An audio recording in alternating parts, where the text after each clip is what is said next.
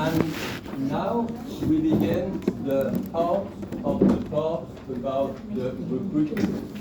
I remember yesterday you told me to try to speak slowlier. Yeah. Please, if I forget, feel comfortable to ask me, please, Professor, can you go slowlier so I can understand better? Okay. I've done about 10,000 kilometers to come here. It's good that you can understand what I say. Okay, if not, it's a waste of carbon. So, to understand better the recruitment, we begin with the case. The case doesn't show 100% of all issues of recruitment, but it will help us to understand why I present things which I have presented in the lecture more theoretically, so you can make the links to what you have seen with the case. So what I suggest is you take about 10 minutes, you can work together, no problem. You can make groups of 3 or groups of 2. I think groups of 4 is not very convenient because the people who are too far can't work together. But you can talk with your neighbor or make a group with 3 people and you try to analyze what's happening and explain and maybe make some takeaways which will be a first step to build our lecture. So I give you 10 minutes. You can speak, you can feel free to speak and write what you want.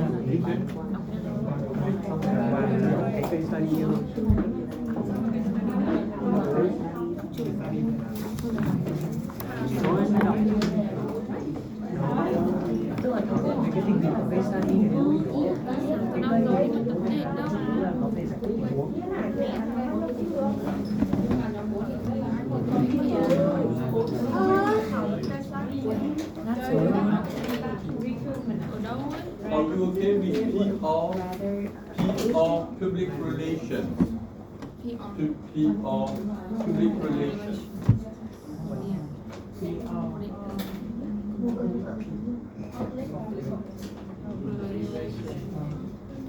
Public relations.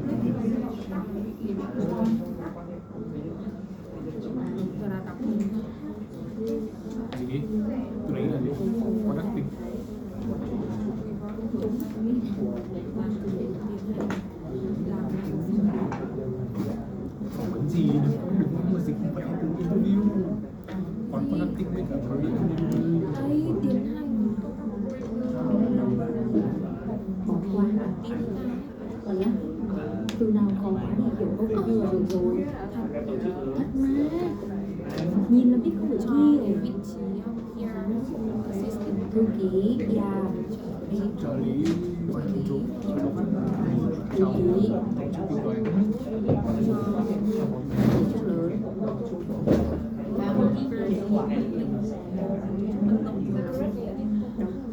lớn.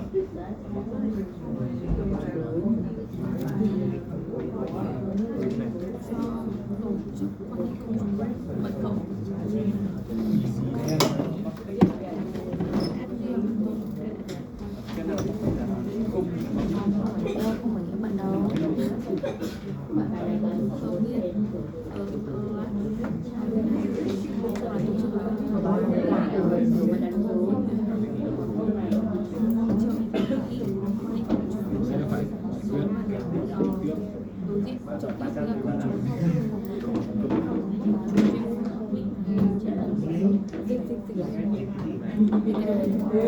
Tình hòa thì sẽ phải những người cực kỳ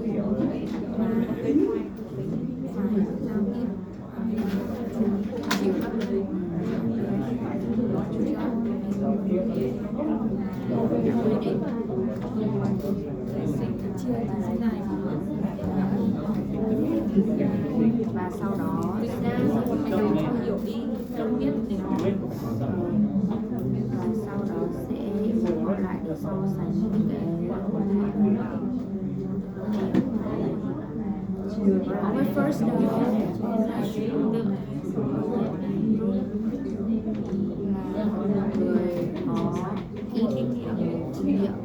có ít kinh nghiệm bởi cô ấy là bác sĩ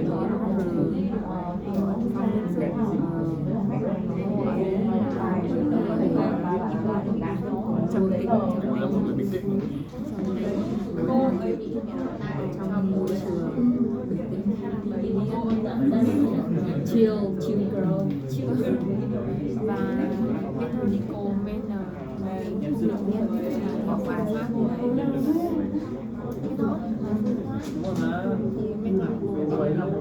cô ấy không gì Yeah. Yeah, sure. Particular chứ.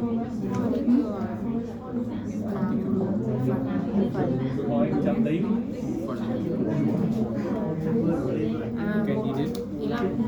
Sinh đến bên này trên là một Correspondence with letters, with writing on email. Not directly with sinh some more just in the beginning of the lecture. Lúc đầu là bị sở thích không bị và kiểu bị không bình tĩnh không vì cô ấy cũng vừa mới vượt qua một số phòng phỏng vấn của buổi chính bản trước khi mà có công tác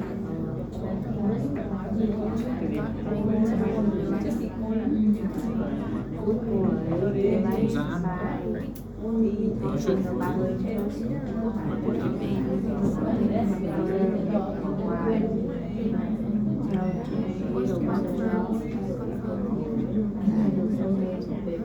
Trải nghiệm và chia sẻ với nhau trong việc học ngôn ngữ và du lịch. Nói chung là mình nói chuyện với nhau. You can make a group. You can make a group together.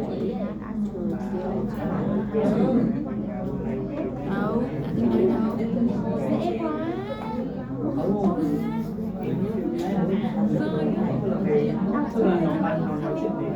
Nhiều nghĩa đọc nhiều là các tiếng Việt lý giải đâu có chẳng có gì. Không ý xác nhận trên sử dụng từ mặt phản trước khi mà có ở vị trí trước của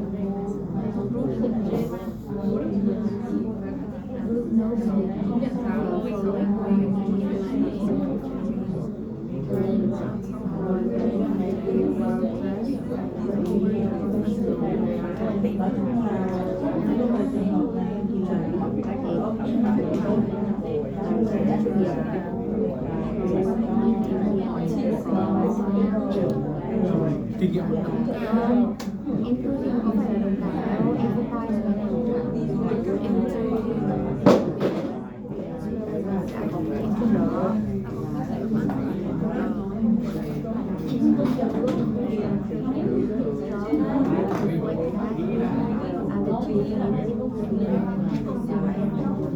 không có sự gọi là chuyên nghiệp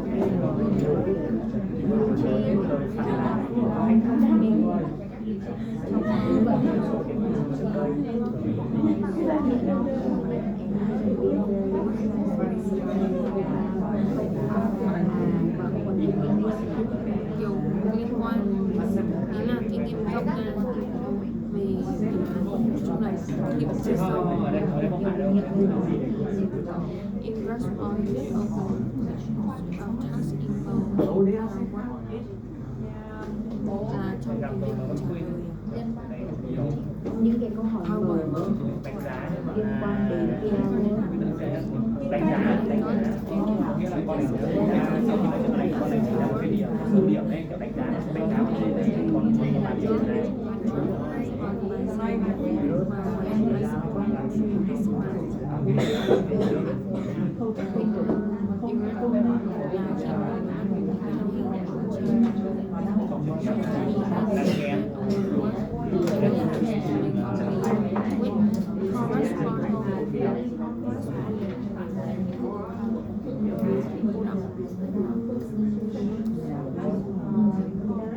Chị không từ candidate luôn.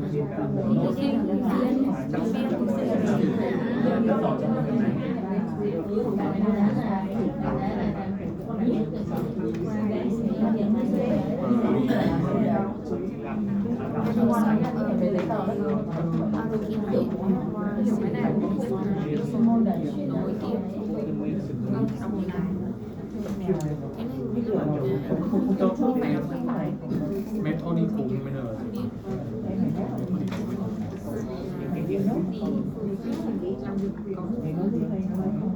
tương xứng với ngữ phù hợp.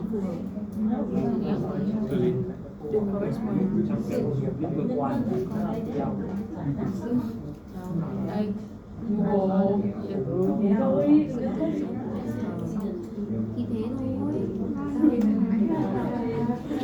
con này nó không có kinh nghiệm và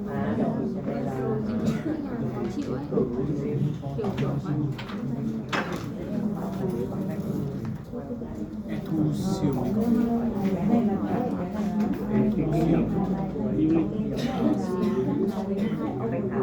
Have you finished or do you need more time? 3 minutes, 5 minutes? Okay.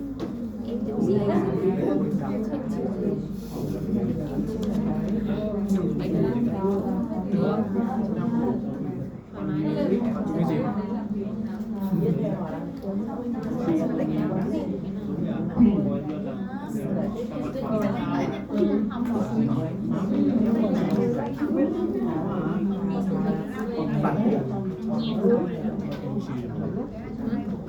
Đang trai mà nhiệt tình Nhiệt tình.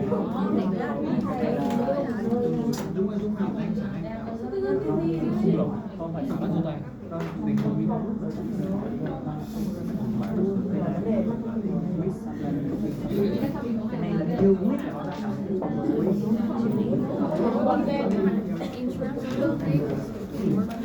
Không lên tới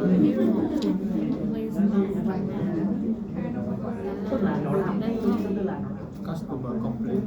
Làm về logic với những cái phần góp ý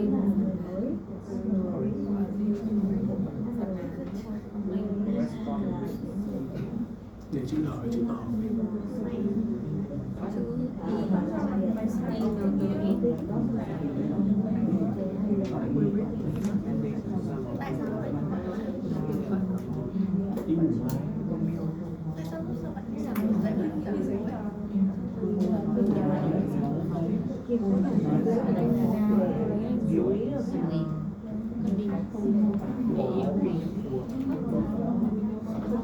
Ý ở đây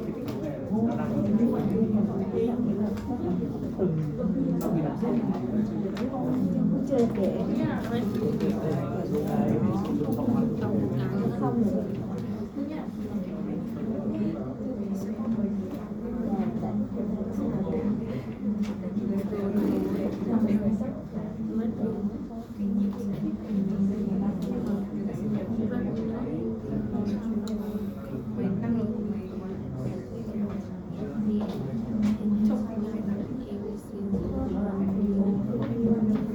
make a feedback on the exam, on the case study? So I see your way of working. You were working in a linear way, so maybe it's an opportunity we follow what you have done, so we can grab every information. We don't try to synthesize every information. We will do it during the lecture. So, at the beginning, what do you see here?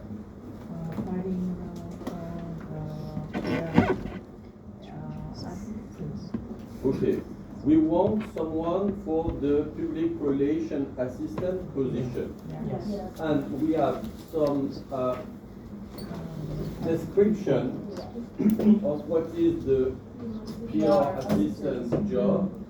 Okay, you deal directly with the general public, and we know that it can be extremely irritate people, and we understand that can be a challenge. We have to communicate with the press. We don't know if it's oral communication or written communication, maybe both, which means that maybe you need some flexibility to improvise. Anyway, you have to deal with conflict. This is very small, okay, but I think they made it small because it's a case study and they didn't want to make it very long. But this is exactly what you find in what I promise we will see, the job description.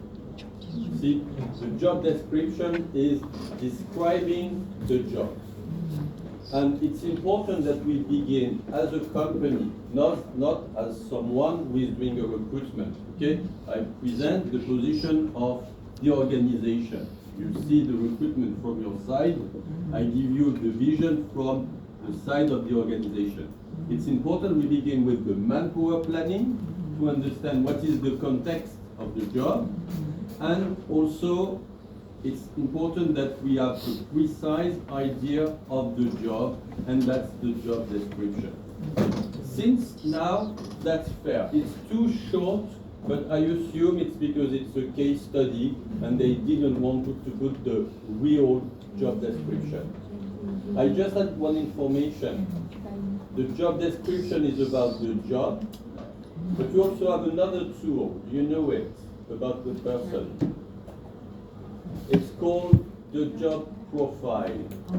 Okay? So the job profile is the skills, the competencies, the behaviors, etc., that needed to be held by the recruitee to fit with the job. Okay? So we don't have the job profile. We have the job description.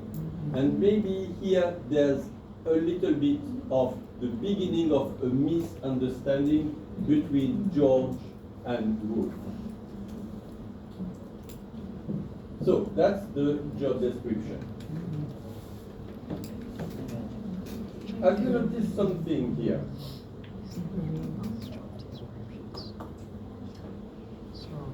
Did you take some notes from this part? Is there something remarkable, or maybe we have to ask a question about that?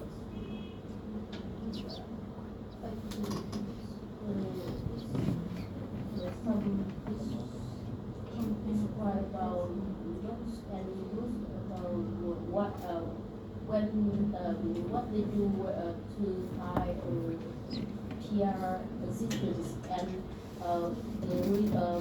the experience of rules and laws. Yes. The experience of the two persons is not the same. Yes. But they decided to do separate interviews. Absolutely, you're absolutely right. There may be an issue with that. Do you understand why? They do separate interviews, but they have different level of skills. I won't have any problem to make an interview for a junior accountant with a group, with some of you in the group of recruiting. I will feel comfortable. When I recruit my students, I recruit with some of my previous students. I trust them for some skills and for some competency. But, what is the difference? between the situation I'm presenting and what their method. They are making separate interviews. I assume George heard June, if I remember well. But doing separate interviews is not a good idea. I absolutely recommend that you are a group for recruiting. Don't recruit alone. Okay? That's what I say to my director. Maybe I've said it like 10 times in 3 years. Don't recruit alone. It is not a problem that we have people with different levels of competency. And I would say it's even natural. We will talk about that in the lecture, but I told you I can make a recruitment for an accountant, a junior accountant with some of you. I will like to have your ideas because your way of seeing things is not the same than me, and maybe you bring some added value. But maybe, pardon me, but I won't give you the responsibility of the final decision. There's no problem with that. Okay, we can discuss about that. And it's also a training for the person within the group of the recruitment. And we are trying to make a consensus, and we are creating a discussion. But recruiting alone, as you were saying, especially if you have different levels of skills, can be an issue. Well, we introduced some personal elements. She's a quiet person who likes to approach work with calm, methodological manner. They put this in the case for what reason? What do you think?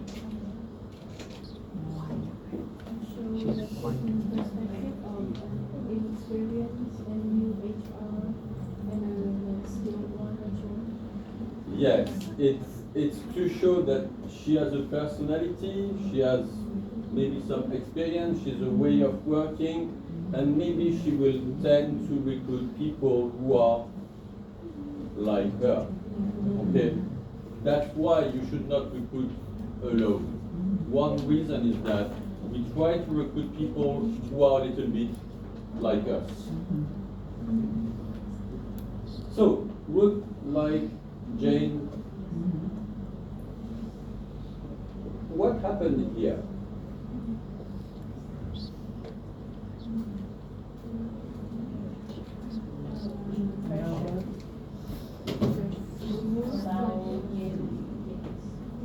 Yes, let's be structured, please.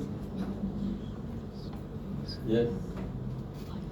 You are saying? I think it's the impression of Ruth about Jane Marston when she interviewed her.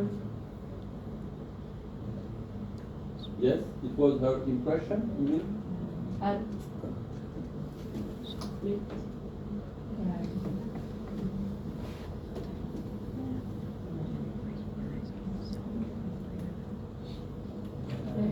impression and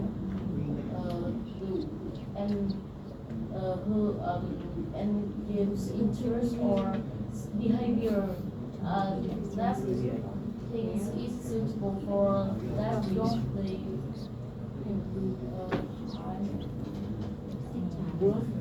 like then so I think wrote one when become PR assistant and help her to become Yes. Absolutely. Yeah. And you want to add? I mean the synthesis of you really. I think in your perspective, really like emotionally like listen to the position.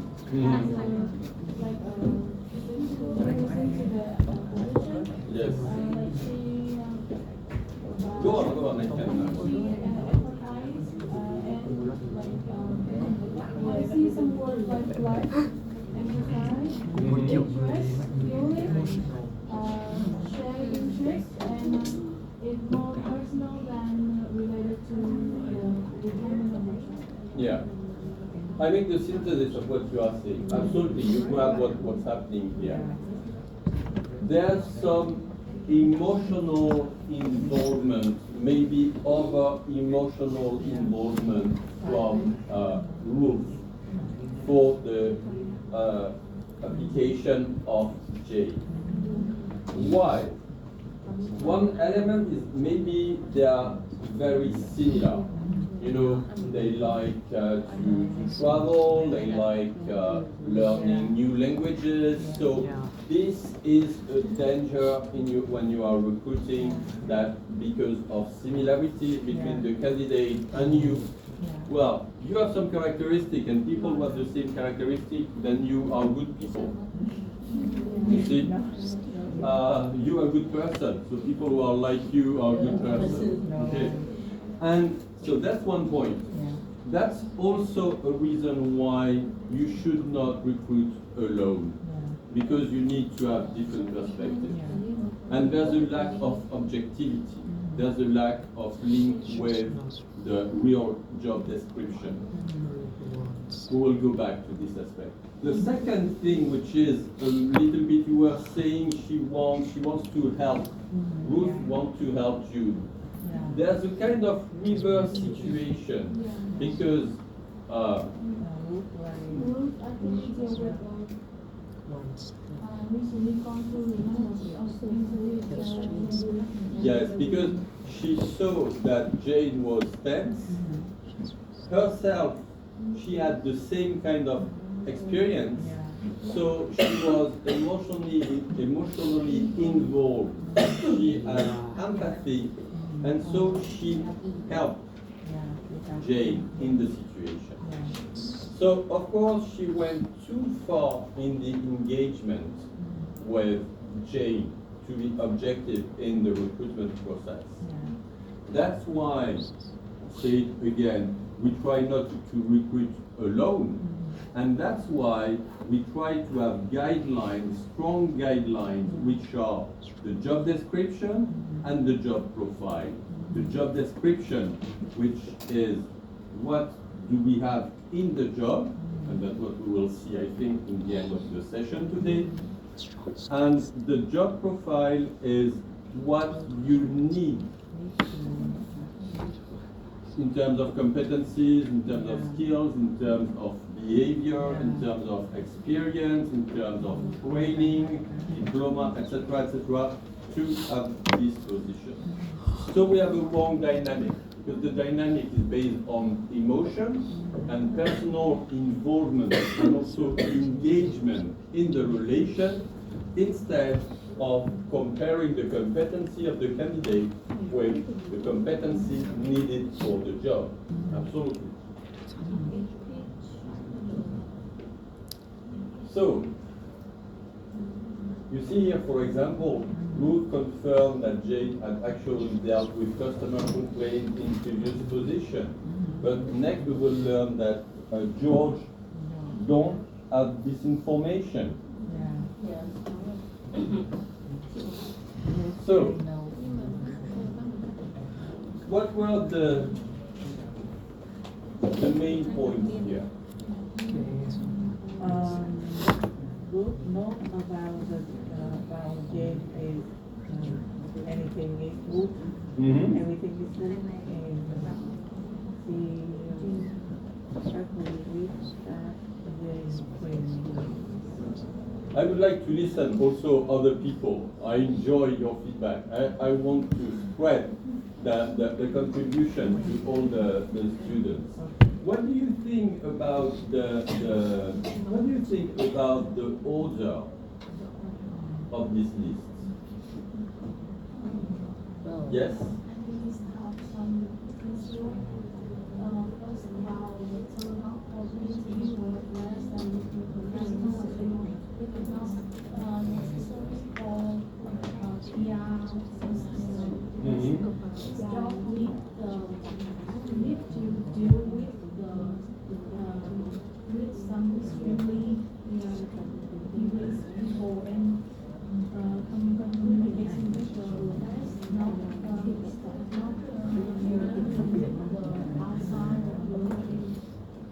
Yes? Secondly, about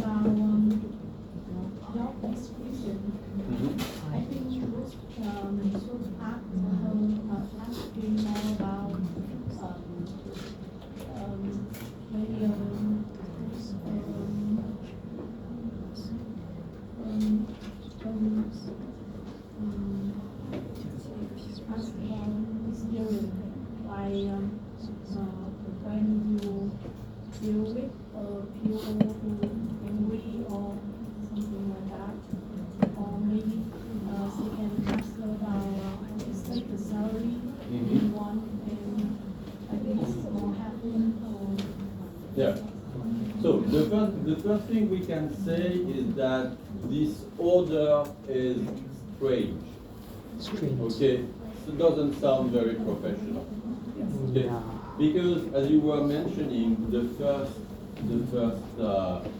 first point that can sound to be the most important one, you know. Yes. If you put point one, usually must be the most important. Don't put the most important at the end and the most anecdotal at the beginning. Put the most important at the beginning. So well dressed, looking professional. This is very subjective. I mean, it's not good that you are not well dressed. It's not good that you look unprofessional. Okay, but you remember the two factors of Herzberg we were talking yesterday. It's a little bit the same thing. I mean, going to an interview without the dress code shows that you don't know what are the norms in the company. But being very, very well dressed for this kind of job doesn't create a lot of added value. Remember the two axes, like something is creating motivation and something is just aging factors that just create dissatisfaction. You see a little bit the same kind of thing, like not being well dressed and not looking professional is not good, but you can't say that's the first criteria for the job. I would say, as you were mentioning, the first criteria is having done the job, having some experience in a similar job, get ready for that, being able to talk with different experiences, dealing with irritated people. And I'm sure in the interview, not at the beginning, but during the first third of the interview, like after 5 to 10 minutes, directly talking about how do you deal with irritated people, maybe making a simulation, or maybe asking for an experience. Or you can ask for an experience. Can you tell me about the most irritated people you had to deal with, and how did you manage the situation? And maybe we can say, okay, let's do a game. I'm playing the irritated people, and you answer to me. You can do that in the interview. Yes. So that should be the first element. And as you were saying, it's the first point, and we are not sure she really asked the question. So maybe she's wrong with that. And she's just saying that maybe she made a fantasy by herself, or she just wants to help. Yeah. And you were talking about that, and it's very interesting to comment this reason. I would say it's a little bit, again, like the two factors. Someone who is not enthusiastic for a job, it's an issue for recruitment. Someone is applying for a position, but he shows no real interest. You are afraid that he may be bored in the job, or he won't be committed for the company. But being very, very enthusiastic for the position doesn't create the skill. It's not really a skill. I mean, you cannot predict that if you have a very high desire of doing the job, then you will have the skill of doing that. So the skills are more important than the enthusiasm. It's good that people are enthusiastic with the job, but it's not sufficient. You need something else. So there's a weird order of good points. We should expect also you have some drawbacks. So when you show a profile and you discuss about profiles, you have the plus and the minus. And there's just the plus. For a profile which is not, very excellent, really excellent. Well, any comment for this sentence? Yes, again. She makes a good impression, so impression, it's like a feeling. I'm sure she will be good at the job. It's very general. Okay, there's no, I mean, it's just saying it's very good. Okay, that's the first point, and then you have to develop. Okay, the other one doesn't seem as enthusiastic, again. were not as smart, so for her that's very important. Okay, and hadn't been very expensive about that experience. In response to open questions about that involved in PR work, do you have to comment that? Open questions about that involved in public relation work. In the case they put all the wrong thing, you can do it in interview. An open question is, for example, can you introduce yourself? Can you tell me about your last job? And usually it's good question at the beginning because it lets the person be free to say what she wants. So get ready for this part. If you go in an international company, there may be some norms in Vietnam. I've not been a recruiter in Vietnam, so you have to adjust to your cultural knowledge of that. But I would say in Western countries, in global companies, very often they let you introduce yourself or maybe talk about your last experience, which is moderate today, but just think about next step for you is your internship. So when you are doing your internship, take notes about what was remarkable and what was interesting during your experience. Because when you will be doing an interview for a job, it's good that you have precise ideas, precise examples about your job. So instead of improvising, just check on your laptop because you have taken notes about your experience and what was remarkable, what you have done was very good, the best experiences. You follow me? Okay? You won't use it just in a few months, but maybe in 1 year that will be useful for you. Because you know that during your internship, you take notes about what is remarkable in your interaction with the job during the internship. And if you have an open question about the job, you just grab the best thing you have done in the job, the more interesting experiences, where you have the most responsibilities, where you have to deal with difficult problems and you did well. So it will help you when you will have the interview because you will have already the material in your laptop. You won't have to think about that.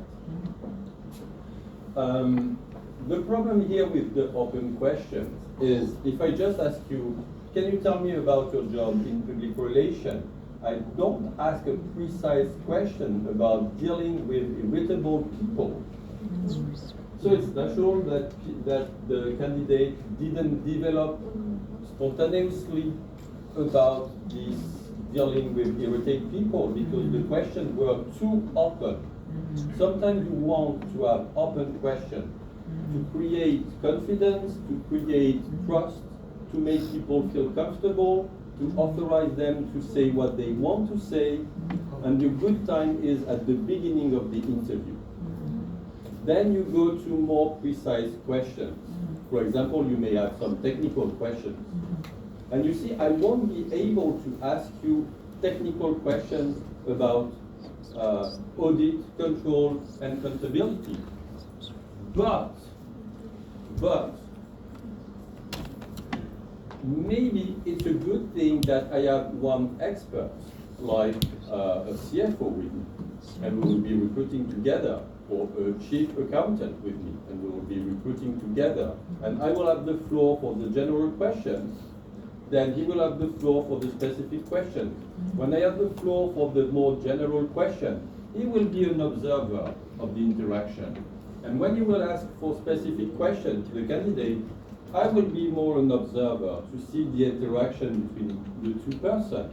And that's very good that we can say, okay, when you ask the question, he was doing that. I saw his non-verbal language. He was saying yes, but his body was saying no, for example. Okay? So, to go back to the open question or the narrow question, then you need to be specific. For example, asking a technical question, asking for a specific job, asking for a specific task, asking for one example. And if you don't feel comfortable just with one example, then ask a second example. So get ready with 2 or 3 examples. If they ask you a question about something specific, answer just with 1 example. But get ready for a second one. I use the case, I just give you an example. I was recruiting for a petroleum company for Exxon. I told you there was some petroleum plants around my area. And I was working for Exxon, and we were recruiting people for doing maintenance, specifically on pumps. You know, in petroleum refinery, you have lots of pumps. And the person told me, I'm a very creative person. What do you ask? How? You can go a little bit, you can make a more directive question.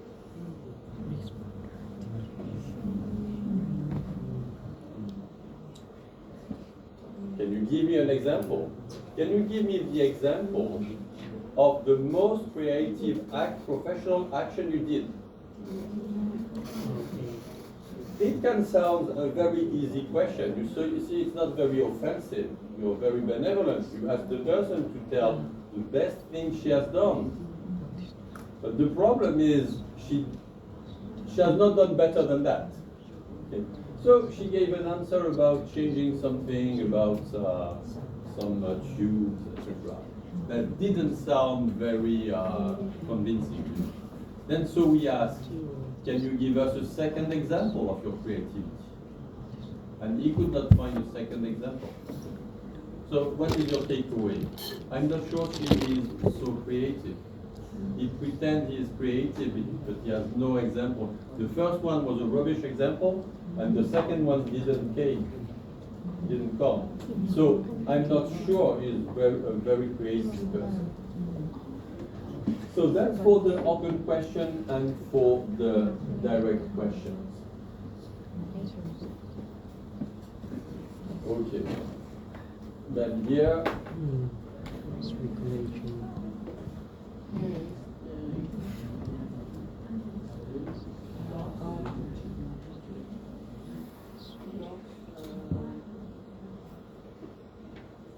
First one, he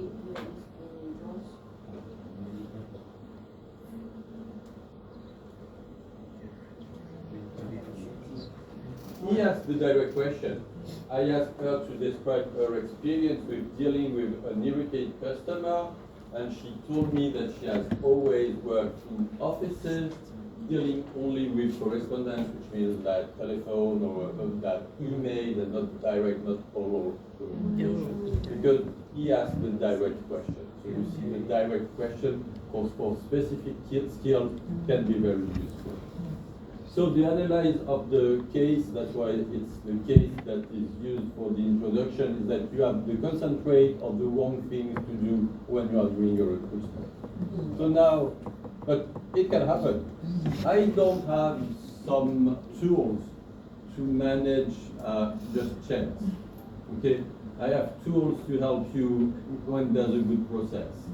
And my perspective again is to explain to you how people will think in the company so you can adjust their way of thinking. Of course, if you are dealing with rational people and professional people, it's difficult to help you with erratic people and not professional people because you don't know how they will behave. So after this introduction, we can proceed to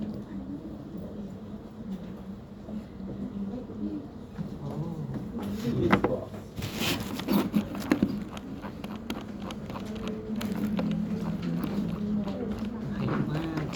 Did you bring your CV? Yes, you have some CV to work on? And can I be sure it will, depending on if you have brought the CV and if you are ready for an interview, are you ready to do an interview? Yes? Okay, that's good. So I make it shorter in terms of theory and I make it longer in terms of exercise.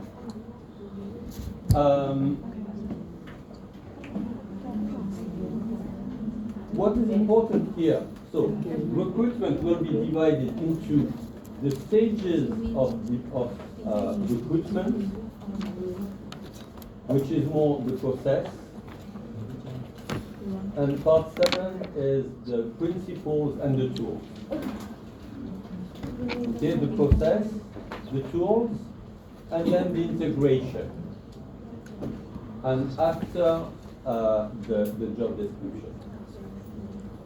So I developed a lot this aspect because as I'm not teaching future HR, I think the most important thing for you is to understand well how to be recruited. That's why I make more emphasis on the first chapter than, for example, managing company or managing career development. So, the stages of recruitment. What is important to understand is that recruitment becomes all the time with a need. A need in a company.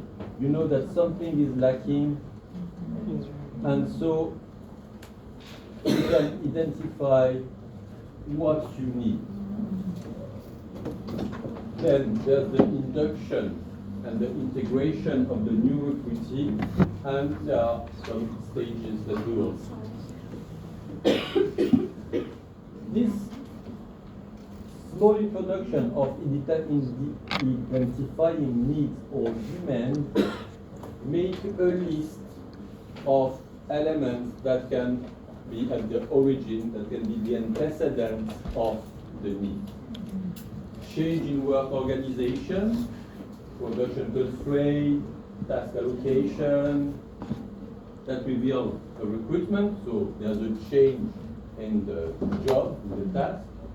The markets, you remember we have mentioned the markets in the introduction for the changes, the thing that people have to deal with in human resources management function, like growth of activity, change of technology, so you have different examples, or change of resources, like people who are leaving.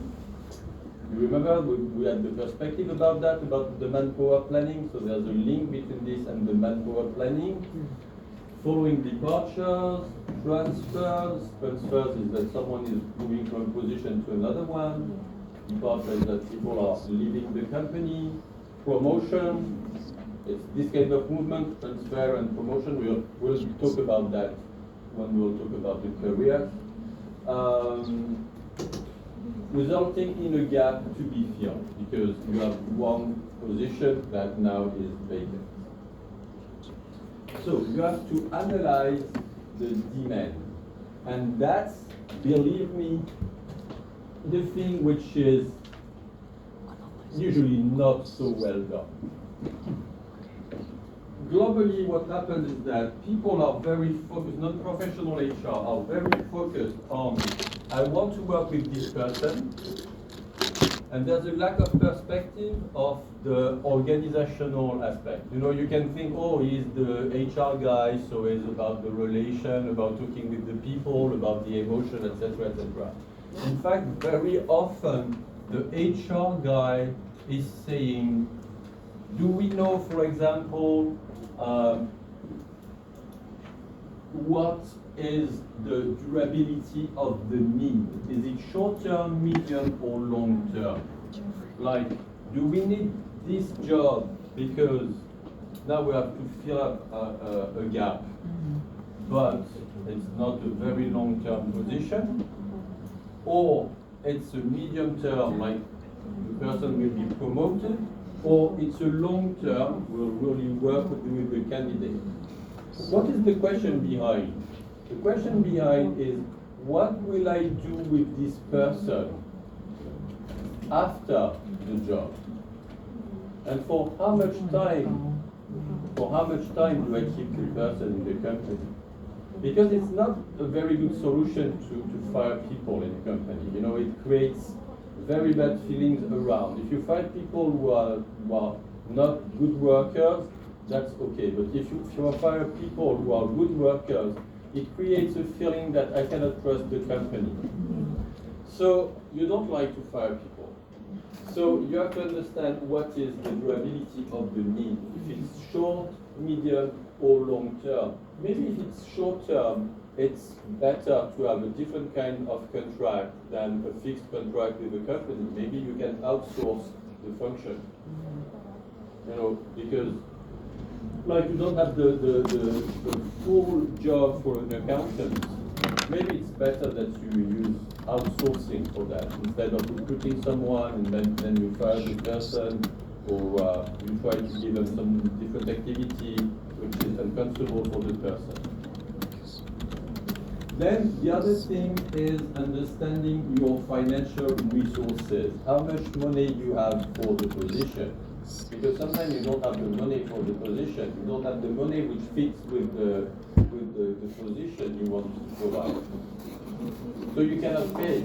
If you can't pay, maybe it's better that you don't go on that because you won't find the proper person.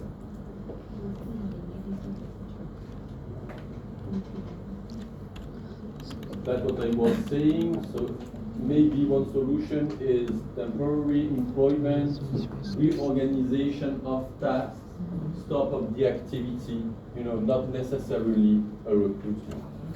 Very often your partner in the company will think in terms of let's recruit, but you know as an HR that you will deal with the problem when you have recruited the person and you will be the one to fire the person. So you don't want to put yourself in a position where you will have to fire the person. So you will talk to the other people, do we have the money, do we have the time for the person, do we have sufficient job for the person, or is there any different solution? When you are okay with all these aspects, you can do an internal application or you can do an external application. I can't tell you that there's one best solution between internal application and external application. But I began to talk about that yesterday. And maybe you remember that if you are doing internal application, the interest is that you can promote other people. You give opportunity to other people to have a new job, a new position. So you show that the company pays attention to his or her people because you promote the people. So that's the good point with the internal application. Very often it's the cheapest way. So it's good for the motivation of the person, and it's good for the value for money. Sometimes it creates feeling of unfairness among different people. Like you have several people, only one will be promoted. And I will have to explain to the other one why they were not promoted. So let's imagine you can have a promotion, you have 10 people, only one will have a promotion, so one will be satisfied and 9 will be unsatisfied. So I will have to deal with that. Sometimes I think we do external recruitment because we don't want to deal with the 9 people who are not promoted. This creates satisfaction if everyone has the feeling that the one who was promoted was legitimately promoted, not because you have a private good relation with your boss or whatever, but that it's a fair process. If it's a fair process, and if anyone thinks that he or she can be promoted, that's a good way of doing it. What is the interest of doing external recruitment? External recruitment have the interest that maybe you will gain new skills that you don't have already in the company. If you are doing an external recruitment, maybe you want to buy competencies that come from a different company, because people have experience from a different company. I can give you an example, a recent example. I was doing the recruitment. We were recruiting a quality engineer in my university because we wanted to do the accreditation. We already have the accreditation, but we wanted to be more professional. And I was part of the team. I like the HR man, so I'm not the specialist of the quality. I was with the head of the quality. I won't be the boss of the person who will be recruited. I was with the financial and administrative director. So we were a group of 3 people. So you remember, don't recruit by your own, yourself, alone.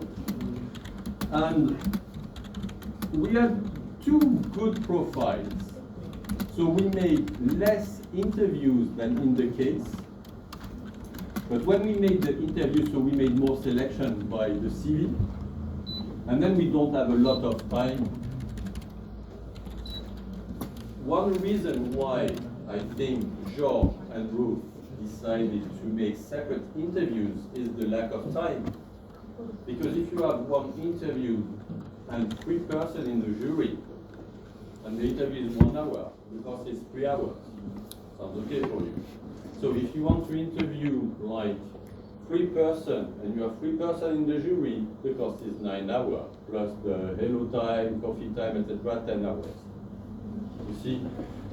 But it's better that you make the first selection on the CV and then you make a deep and good interview than spending too much time on bad interviews.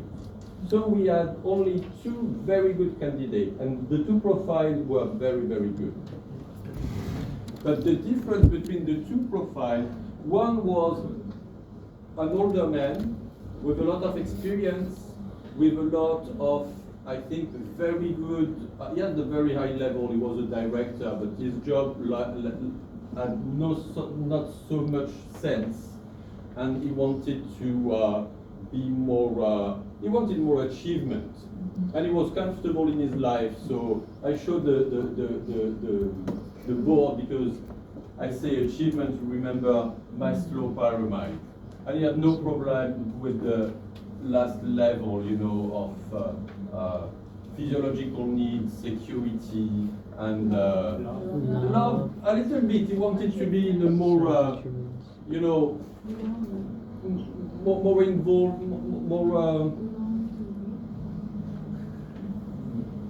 with less conflict. An organization with less conflict, where he could bring more contribution and has more sense, and he thought that education was really an achievement for him. And so he had a very good profile. As a human person, he was my preferred candidate. But the other one, a younger lady, was working for a hospital, and in a hospital, I don't forget that I'm talking about that, okay? In hospital, they are very good at quality processes because the impact of mistakes are very high. And they manage a huge set of quality issues. Quality issues can be lack of material. Quality issues can be conflicting relation with the customer and with the workers, the co-workers, and quality issues can be issues with, you know, operation, the medicine, and mistakes in medicine, which has a very high human cost and financial cost. We decided to recruit the woman, and we were all 3 okay with that because, and I go back to this reason, we wanted to buy her competency in the hospital system. It was private hospital, or in the private hospital system. Just his boss, his human resources boss, was one of my professors in my program, Philippe Juillet. He was the boss of 15 clinics, hospitals, private hospitals, and he recruited also the lady years before. So when I saw him, I said nothing that we are recruiting your worker, but I knew that he has made the choice of this lady. I trusted him and I thought it was a good candidate. Anyway, The perspective for us was we want to recruit externally because we wanted to get the experience that she had in the hospital and that we could not find. And we didn't find it internally. It will be some more job crafting, you know, not really good professional people. Or the profile of the second candidate, the man, was in terms of humanity, maybe better integration in the team, but less competencies. And then if you recruit someone and the competencies are not so high, why not hiring someone in your own company and giving a training, you see?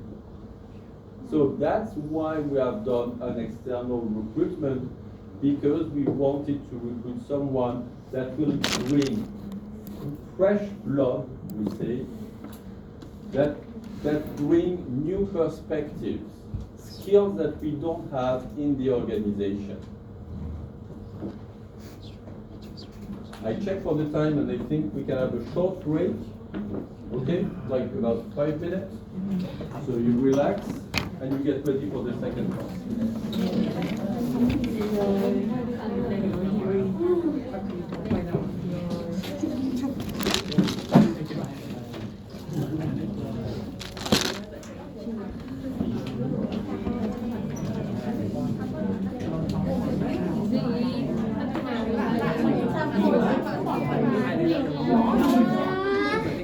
Nhìn về chị kia thì vẫn nhiều cái nổi bật này thôi, và những cái nổi bật này sâu trọng hơn.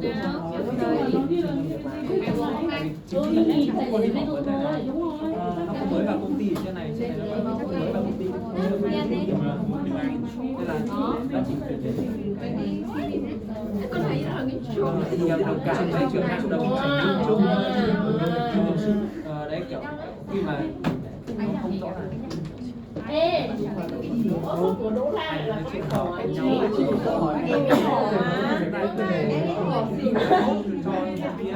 ông hay là thầy bảo cái gì vào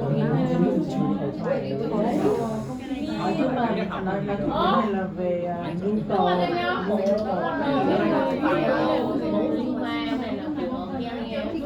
nhu cầu xong rồi giải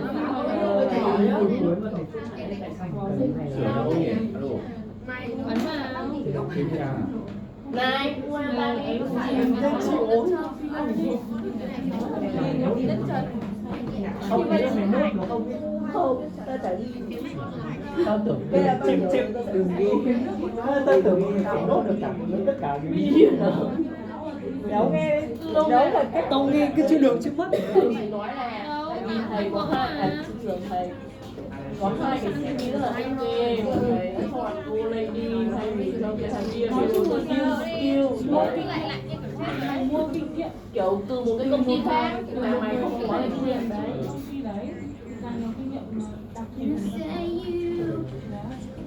Thầy chọn tao nghe thấy cái đó bác sĩ medicine cái đó thì thầy đang nói thì ý là tại vì bà ấy có rất nhiều cái kinh nghiệm ở cái lĩnh vực đấy mà phải cần cái kiến thức của đấy mà có thể mà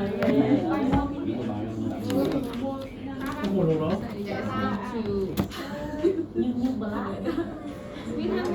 black chung thì có rồi thôi ta cần khi các kinh nghiệm mới y tế hospital okay hospital ôi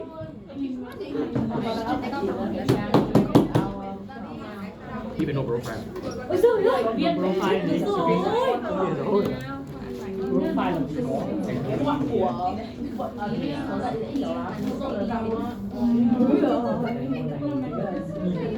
không có sao cho mình cơ bản chẳng thấy kiểu đó chết rồi luôn xem rồi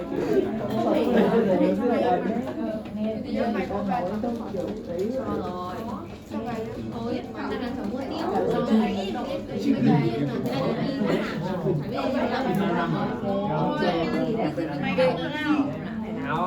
Chó thì tối các cháu này trong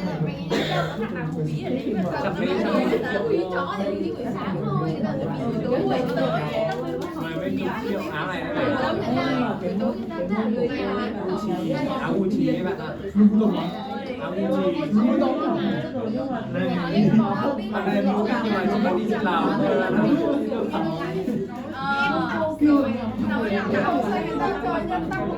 Bài có cái gì là lấy câu à phải thi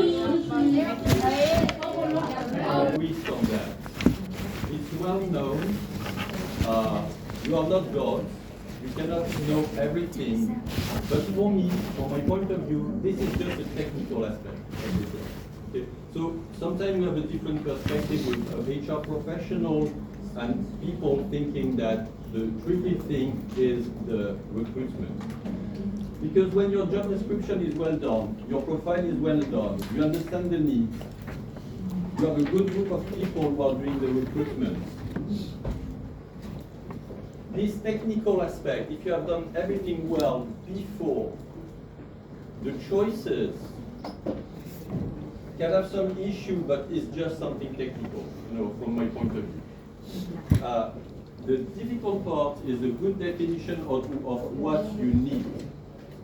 I give you an example before the recruitment process, and I will make it even a little bit more complex. I have several examples. I take the last one. You remember yesterday I was talking about the recruitment of finance teachers in my business school. The issue is that we have a short-term need. Who will do the finance courses? That's a short-term need. And the program directors, it could be, if you want to translate this example to a different business, we need someone to do a task. We need it for tomorrow. We won't have the person tomorrow. Okay. So the head of the department can find a solution for short term. But our strategical point of view is that our business school was lacking resources in finance, in terms of lecture, but also in terms of research. And globally thinking, we need to have a presence in the university with finance. So we have a long-term, strategical term need in terms of recruitment. So we recruited 2 professors in finance. Maybe we don't have, I just did an email this morning about that. Maybe we don't have exactly the lectures in the year 2024, 2025 for this person, and we will find a solution. But we have a need. We need to have people who can take projects. So maybe we can accept not to have the perfect person for the short-term need in terms of lecture, or to have too many people for just this year of lecture. But we need to have people that can do research and that can take projects on the long term. If it's clear for us, when we do the board for recruiting, we can create a consensus on that. If we don't really know, then we have discussion on different profiles, and it's unclear. Just to go back to the selection process, saying that we have to involve several actors, so they are okay with how we have recruited, and they all feel comfortable with that. In fact, you can have very, very different perspectives. Very often, the HR guy will think in the long term, like, what will I do with this person in terms of promotion? Am I recruited someone who will be stuck at a certain level, then cannot change, and then he will or she will be demotivated by the job? Maybe for the direct supervisor, he doesn't want to recruit someone, or she doesn't want to recruit someone who is too good, too similar to him or her. Why?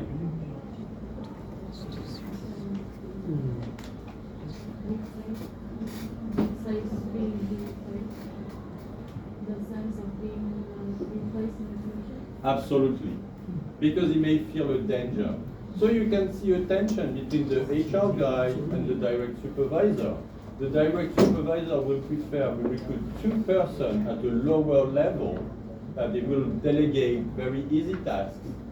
And for the HR person, he may be in difficulties with this situation because we don't know how to make these people be promoted or hold projects because they don't have the skills for that. And also, you may use colleagues. Like I was saying, sometimes I recruit students with my previous students.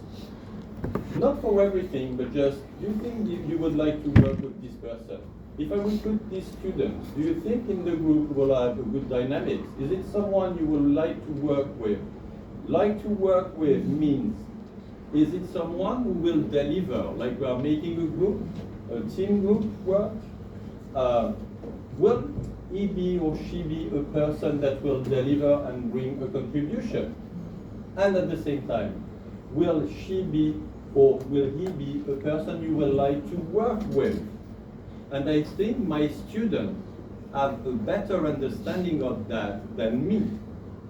I have a better understanding on will someone in the professional world will recruit this person. But I think my students, I mean like peers with more experience, have a better judgment than me on will I be able to work with this person? Is it a person that will fit well in the group? And if we make the parallel with the organization, with the companies, is it someone you will like to work with?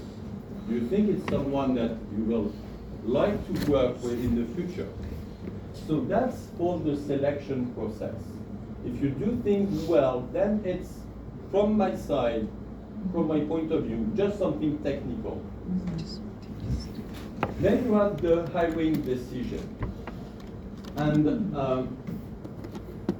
here we have some elements that can be like, you know, the medical examination. It's in some Western companies. I don't know if it's the case in Vietnam. But the main thing involved is when you hire someone, the key element is that you are building a contract. Okay? You are building a contract. You are building a written contract, the work contract. That's the legal part. But you are also making a psychological contract with the person. What are our expectations? What do we promise to the company? And I can give you an example. When I was in Exxon again, I did also a recruitment for someone who was working in the refinery plant. And we had several candidates. And one candidate was working in a different refinery. We have 4 big refineries: Exxon, Total, British Petroleum, and Shell. And this person was working in a different petroleum plant and came to Exxon. And his competencies were higher than the job. And then we came with the question, but you had a good position in your company. Why do you come to us? And he said, because I know that with Exxon, I can be promoted. I know that your policy is to promote people. This is not a written contract. We don't promise anything, but we think that that's our policy. In our mindset, we want to recruit people that can be promoted because we want to show that we are doing internal promotion. And if we recruit at a higher level, then we can do these promotions. And we understood that the person understood the psychological contract. And we think he will be motivated in the job, even if the pay is less in the short term, because he trusts us and he thinks that he can be promoted if he works well. And that was also our perspective. That's the psychological contract between the individual and the organization. So there's a legal contract, but you can't write everything. And you can't write things that you may give or you may not give depending on this or that. And this aspect, which is not written, is the psychological contract between the individual and the organization. Then the last part is the integration. I put it here because it's in the process, but as it's a very important part, and to be logical in the chronology, that will be a specific part we will see, maybe during the last hour.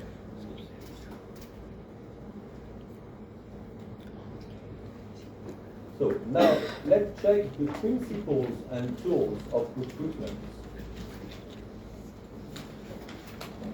So you see in the abstract, you want something rigorous, reliable, valid, rational, objective as we can, not subjective as we have seen in the case study. And it can be carried out through direct or indirect private contact, or publicity through advertisements in the press or in the internet.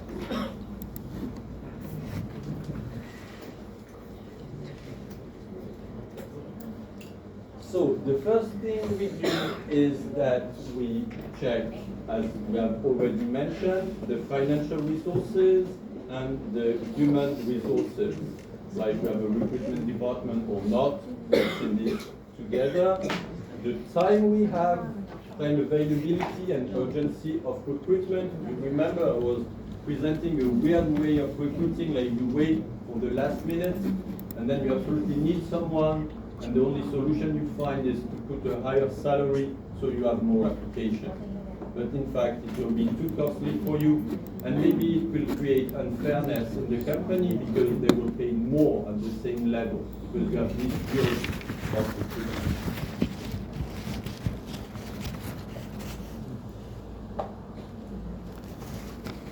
There's a regularity framework. I won't be long on that because the rule may vary depending on countries, but as it's an international lecture, I just give you some windows on how we do in European countries and specifically in France, because you may work for international companies. Usually, in Europe, we guarantee that the employer respects the candidate's privacy and anonymity. Like we won't tell everyone about the recruitment.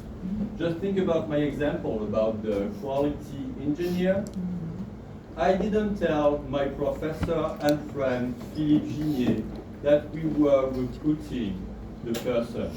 At the beginning of the interview, when I saw she was working for a Ramsay group in Marseille, you remember Marseille, south of Aix-Marseille University? I mean the parallel, you remember Marseille, big city, business, and Aix more intellectual, like a little bit like Hanoi and Ho Chi Minh city, but in a short distance. I knew she was working with my professor and friend Philippe, so I told her, do you know Philippe Gimier? She said, yes. I told her, does he know that you are in a recruitment process? And I saw a non-verbal reaction like, wow, he knows him. And no, Philippe doesn't know I try to leave the company. I say, I guarantee I won't tell him. Because I don't, maybe I inform him and then we don't recruit her, or there's something that doesn't work. And then maybe she may be in trouble. I think knowing Philippe, he won't make any trouble, but you never know. So I said at the beginning of the interview, all that you are saying here is confidential. I don't tell Philippe about. So I asked him, I think it's better I don't tell him that you are a candidate. No, please, no. Okay, I promise. So I try to avoid to have connection with Philippe during this period before we say, okay, we recruit her. And he said, okay. That's how we do, that's the norm in European countries. And also, we don't ask too much personal questions. Like, are you married? Do you have children? Where do you live? And they want to tell you that they can. Sometimes there's an issue. For example, she was moving and she was explaining that she was great in her job and she was doing a proper job in the hospital, but the problem is that she had to go to Marseille. And from her location to Marseille, it's like, you know, it's a big city, like if you go to Hanoi, you have traffic jam, and she was wasting 1.5 hours going to Marseille. And she said she had young children, and she wanted to take care of the children. So she wanted to have a job which was closer. You know, Aix-en-Provence is a small city, and my university is outside the city.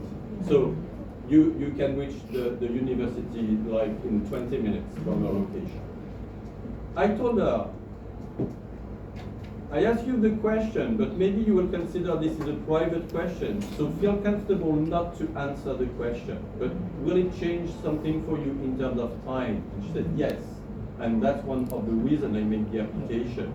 It's because I want to save time in my day work. She may save like 2 hours in transportation. But during the interview, I told her, if you don't want to answer the question, and I asked the question just for professional purposes, don't answer the question. Feel comfortable with it. And that's true. I won't make any blame on her if they say, listen, sir, it's a little bit personal. I would like not to answer this question. That's okay, no problem. So we try to ask questions which is based on skills. We have a lot of anti-discrimination laws, and we try to manage the recruitment like we don't ask personal questions. I remember my previous dean of the school, you have seen her. She told me she did a recruitment, and then she said, I won't recruit a woman, maybe she will have a baby. I say, but Virginie, you can't say that. You can't say that. First of all, maybe it's a male, and you will want to take care of the children too, if he wants to. And that's the deal. You don't ask personal questions. Even if you know that there's a risk, don't ask personal questions. Like, do you plan to have babies, etc. Of course, for a company, it can be a problem. Okay, but if you ask in Europe this kind of personal question, you may have problem with the regulation. So that's the point of the relevance of the information. The question must be directly and necessarily related to the job. So you try to ask as much as possible questions about the skills and abilities, and not too much personal questions.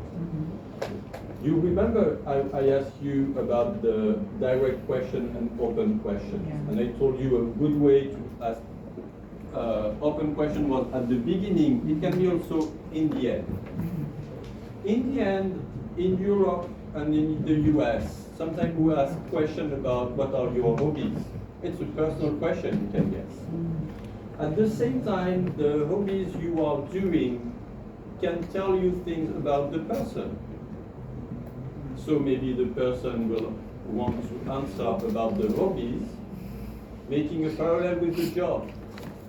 And I remember I was making interviews for research purpose in a company. She was making the black stuff, the black material you have in tires. And the HR guy told me one of our problems is that we cannot spot clearly the skills of our employees. For example, we think they are just workers, you know, like in a very Taylorian structure, very Taylorian system. And then it appears that he is the president of an association in his village. So he has managerial and political responsibilities. So he could be promoted thanks to these skills. Sometimes you can have permeability, you can have links between the private life and the professional life. And that's the case with hobbies or different activities you can have in your life. So you can get ready also with that in your CVs. Like talking about some hobbies that are good for your professional life. You remember I was mentioning I'm a professional dive master, and I've been responsible for managing cruise, Liverpool, for diving. Well, it gave me some international perspective of work. I've been working with Filipino people and with Indonesian people. It's a different work than my international work as a teacher, but it's also a very interesting perspective on how you manage the things in the Philippines or in Indonesia. So my capability to manage a project, managing a boat. When you're in a boat, you're managing everything. You're managing the fuel, you're managing the food, you're managing the team of the dive masters, you're managing the captain, and you are managing the customers. and you are having the beer with the customer in the evening on the boat and having fun, and then you bring them in the water, and then you take care for the safety, and then they call you because there's a problem on the engine. Well, I'm not an expert, but I can tell them, okay, if I see that we cannot rely on the engine, we need to take some water, we call a boat, and we dive in this spot. And then I explain to the customer that we have a wonderful diving spot in this area. These skills in my hobby life, even if my hobby was a professional hobby, these skills can help me for my work in the university. Okay? So get ready to be able to explain to what extent your hobbies and what you are doing in your personal life can help you for skills in a company. That's why my kids are doing music, and are doing, my daughter is doing karate, for example, and I know she can speak about that. Like she has a team activity for ancient music, and so it shows that she can be in a group. She has experience of working in a group. Each one with his instrument is bringing something for a global concert. And she can talk about to what extent she has learned from music to find her place in a company, bringing her competency to the success of the group, to the success of the project, not just playing for yourself. When you play, you listen to other people. You know what you have to play, but you listen to the people. You adjust, for example, the tempo, what the other people are doing.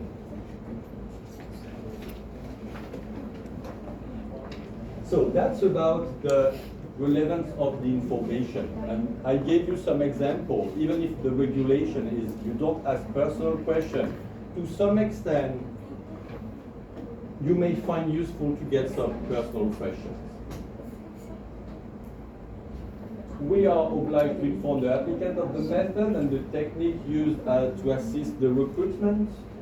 And we don't want discriminatory practices like race, religion, sexual orientation, gender, etc. We have a list of criteria of discrimination. So you should not select the person because of these reasons. Now we can talk about the recruitment tools, and let's begin with the CVs. Who wants to present a CV? Do you have, can you send it by email, or do you have a laptop, or can we present the CV? It's good that we work on a real example. Yes? Do you want my email? I write it down.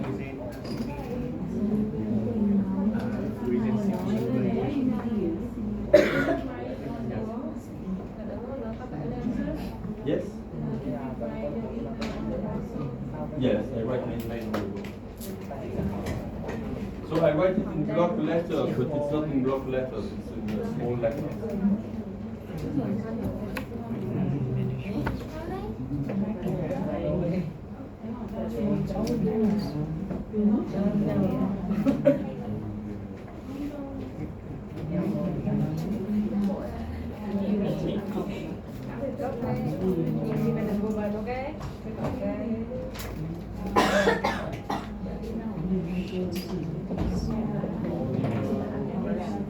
I can't do all the CV, okay? I just take one or two CVs.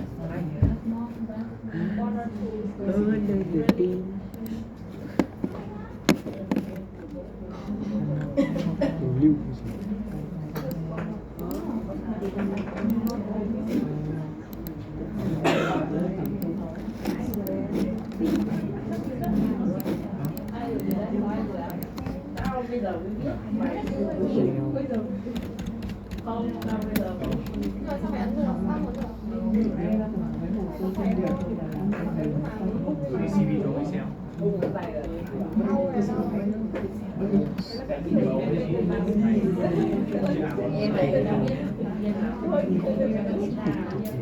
This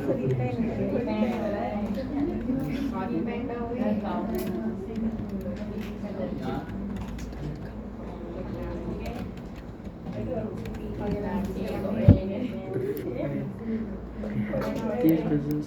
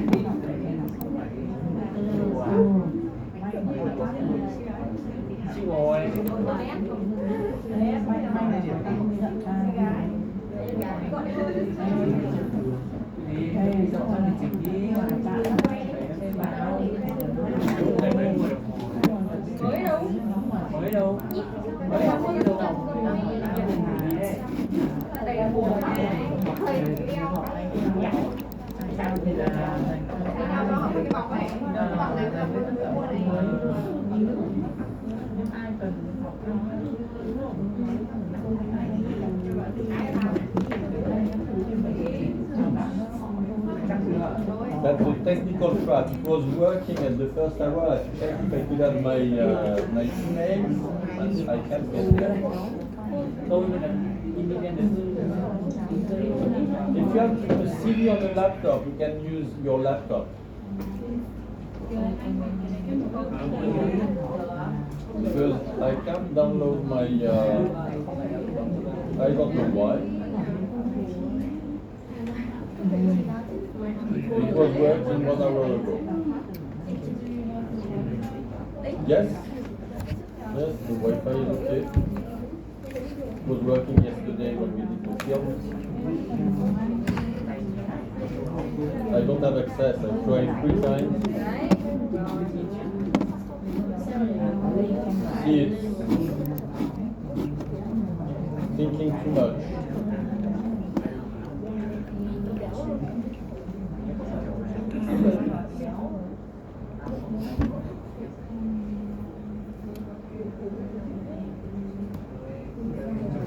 Or USB key.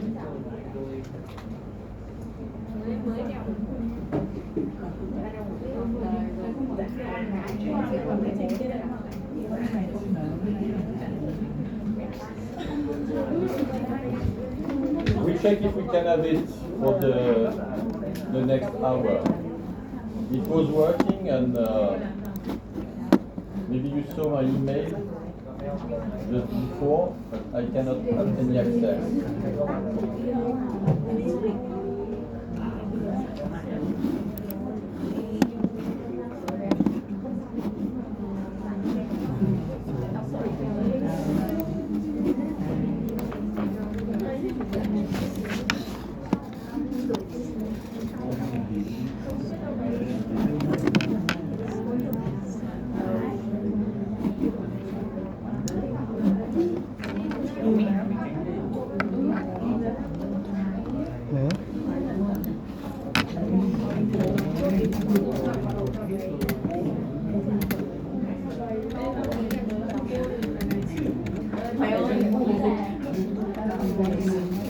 Let's not waste time on that. We will do the interview. Okay, we will do the CV activity next. So think to come with a USB key, so we are not dependent on the connection. Because now the connection, I tried also YouTube is not working. It pretends that I have some connection. You don't fight with the technical aspects. Let's do an interview with you. Who wants to do the interview? I need someone who will do the interview with me, and I need a candidate.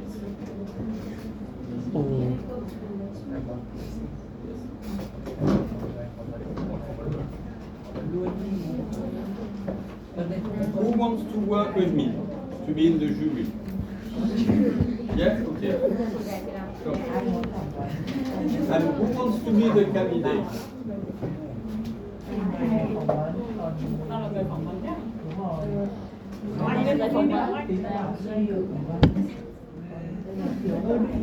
We let you think about that. During that time, you are doing the...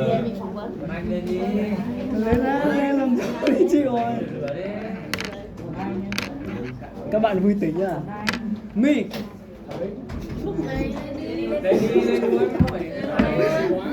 chiều rồi.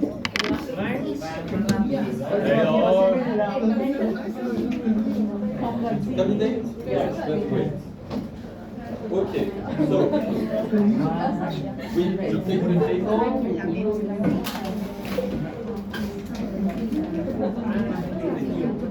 That's great. If you cannot see, you can stand up. Okay, if you are far, if you cannot see, you stand up. So, first thing is we have to organize how we will make the interview. So one common position is that we are facing the candidate.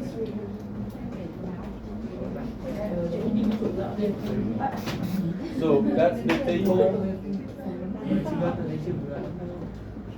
We have the candidate here, and we have the members of the jury here. What is good with this position is that we clearly see the candidate, okay, and it's the very common position. Personally, I try to avoid that, and I feel more comfortable with, it depends, but sometimes you can choose this kind of position. Like you are the candidate, and you have one member of the jury, and you have one other member of the jury. The inverse is when you are here, what can you do easily? You can present. Like you are the boss and you are the head, and that can be an option. But you can be also an observer.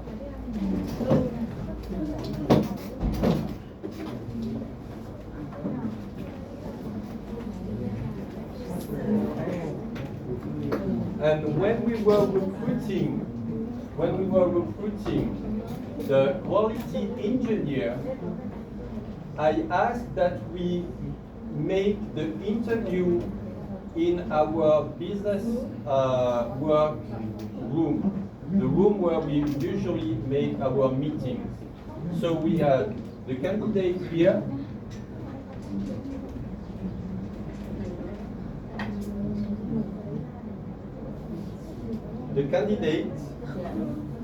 the administrative director here with a laptop, because we wanted to make a projection for Excel files, to work on Excel files.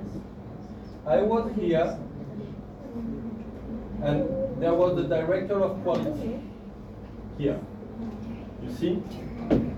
So it was more a working position. It was creating the real situation when we are doing our meetings. So I avoided a too formal way, because we wanted to check the skills on Excel. And we wanted also to have a conversation. And we wanted to test the person on the good ideas. Like I wanted to project an email which was a real situation, a real exchange about quality, and asking the people, here is the exchange I had about quality. How would you improve if you are in the copy list of the person of the email how would you react on the exchange, and what would be your contribution to improve the email? So I needed also to have my laptop here and to be able to project to the screen. So you see, I tried to organize the jury and the interview more like a professional meeting than a very formal meeting with the candidate. It was on purpose, because I wanted to be as close as possible to the real professional situation. So don't, of course, as a candidate, maybe you can't choose, but as a person who is organizing the interview, you can choose. So I won't feel very comfortable if we are sitting too close to you. So maybe we take a second table.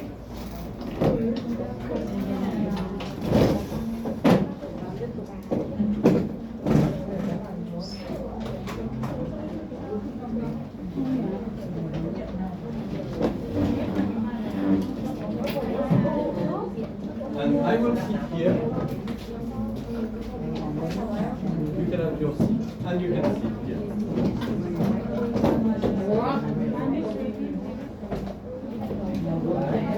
You are the expert. You are the expert, and you ask the question about accounting. I'm not an accountant expert. Okay. So, thank you for coming to our. Thank you for coming at our recruitment process. I'm Olivier Roch. I'm the HR head of department. I'm with.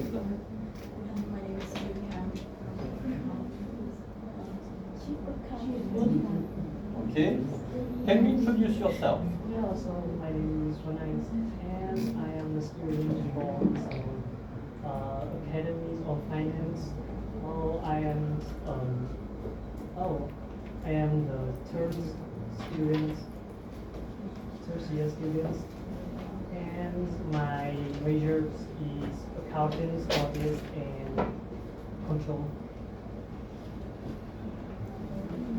Yes, and why do you apply to our company? So, because I'm just a student and I feel my time spent on my class at universities, I think is enough to me, and I want to find a way to try to use and apply my knowledge to this job. So today I come here to apply for position of this company. Yeah. Maybe you want to ask some technical questions? Let's talk about your experience in your last job. Oh, the last job I did many jobs related to the data, and the last job, my last job is about, I worked for Intel, but it's just my part-time job is about adjusting the data entries, and I try to write the phone numbers of customer and hotel, and try to active this. I don't know what it's called, but it's just like the hardware of the phone. The difficult of this job is it's easy to get wrong information, and I must be very careful whenever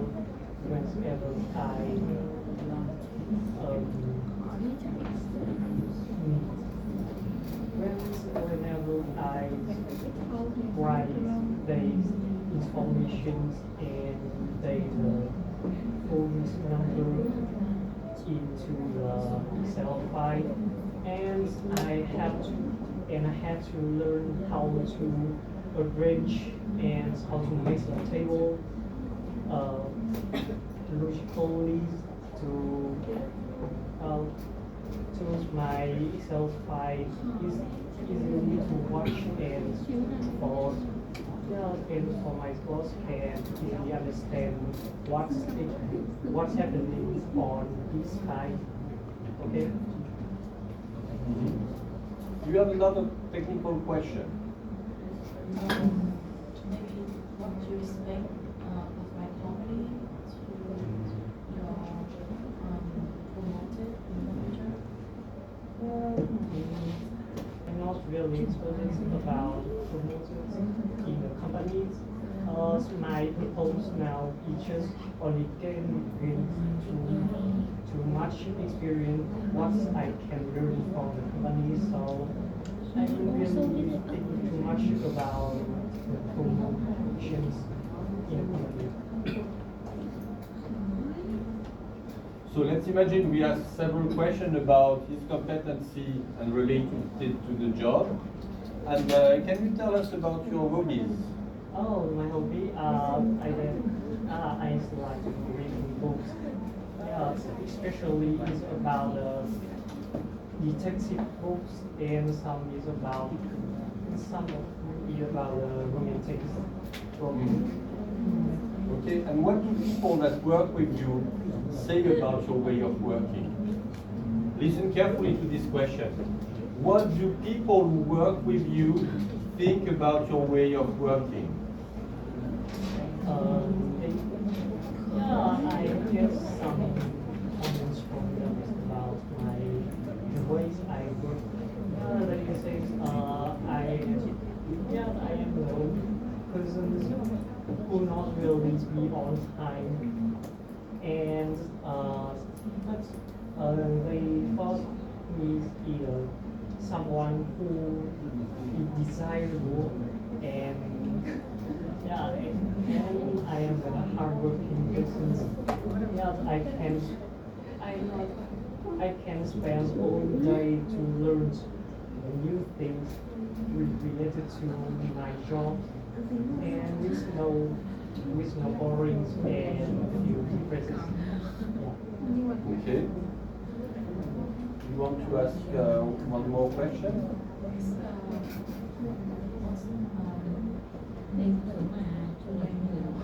Okay. Do you have questions for us? Do you have questions for us? I want to ask more about the requirement of this job and which conditions, the criteria to just me do this job is good or not. So I want my manager can help me realize what I wrongly understand and what's my mistake during my job performance. Okay. Do someone want to add something? That's okay for you? That's okay? So thank you very much. We will give you our answer in a few days. Thank you very much.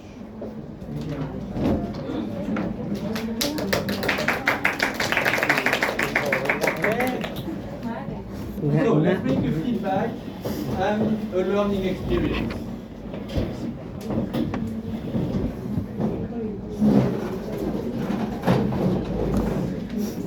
So what did you notice during this interview? Of course, we make it short because it's not a real company, so we can ask for very precise questions, but I think the main aspects have been seen during the interview. Let's begin with the beginning. What did you see? What was good? And I made a mistake. I don't know if you have seen it. I can feel comfortable to say I've done a mistake. Yes? I think the good of introduction both of you, she and his, but no one mentioned what he is applied for, what position Okay. Yes. So you begin the interview usually with presenting yourself. Okay. If you are a member of the jury, you present yourself, and then we give the floor. It's a good opportunity just to do a presentation, and then we give you the floor to say, can you introduce yourself? We didn't develop about the position because it's just a game, we don't have a real position, but we would have said you apply for this position, but we don't develop too much because if he's here, he knows why. But just who are we and what is our role? So that's the good thing we did at the beginning. I did a mistake, so don't be shy, you can tell your professor I did a mistake. It's also a way to learn. Have you seen my mistake? And why I did the mistake? And so what is the solution?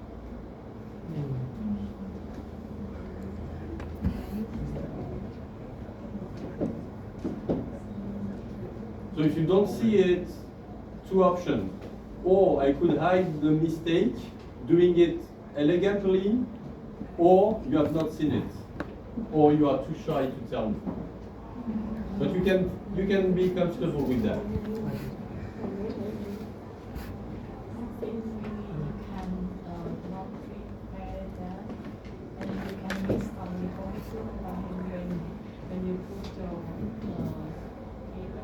Yes, I forgot my paper and pen, and you had yours.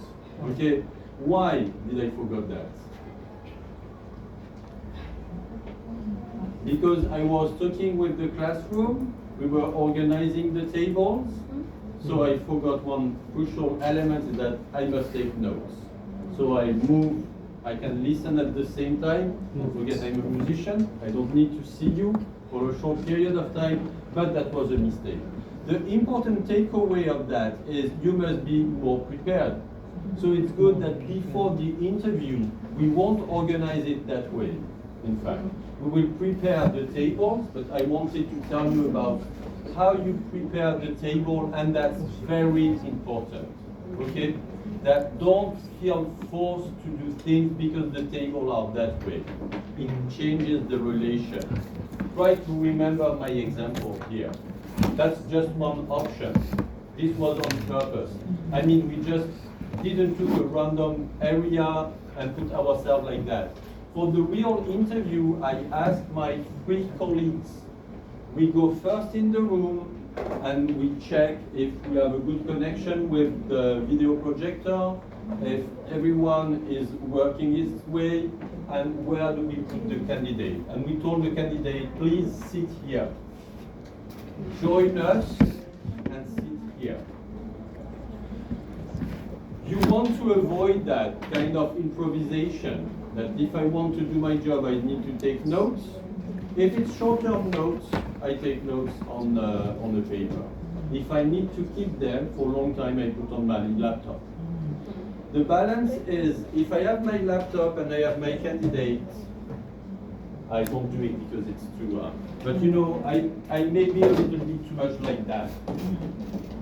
I try to avoid that.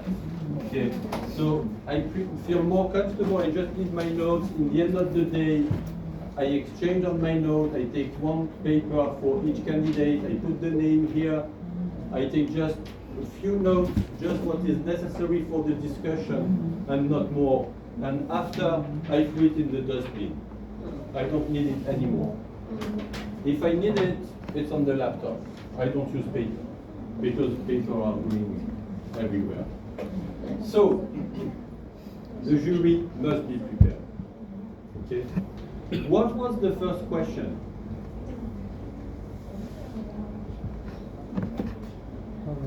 What is the sequence of the interview?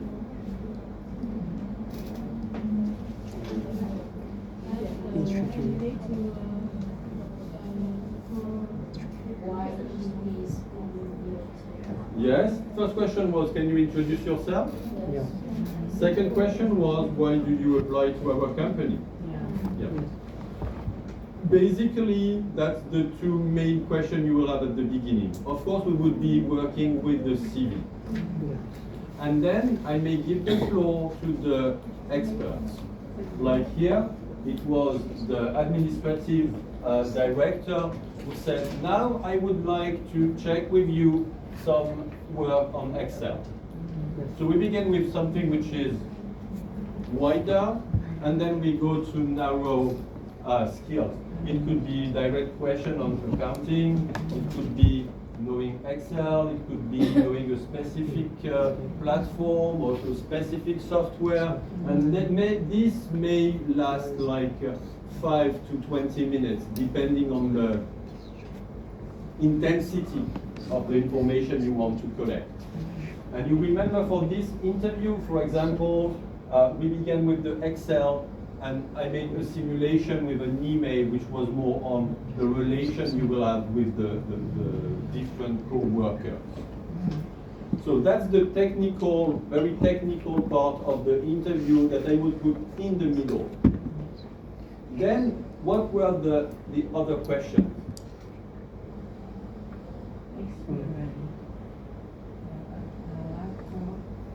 It can be last job experience also. So last job experience could be maybe before the technical aspects or just after.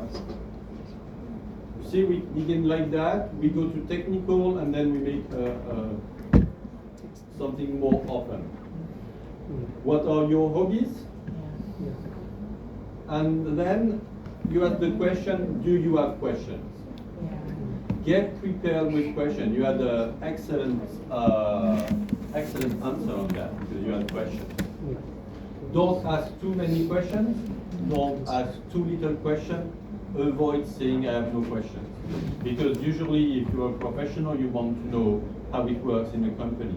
It's very legitimate, at least in Western cultures, to ask how it works. With whom I will be working, what is the size of the team, what are the different partners, what are the characteristics of the different people I will work with, what is for you the key challenges of the job.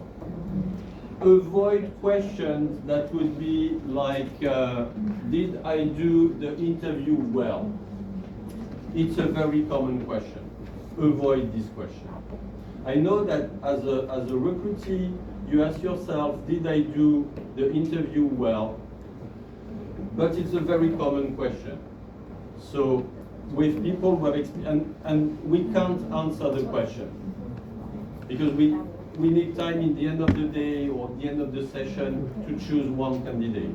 So we can't ask really the question.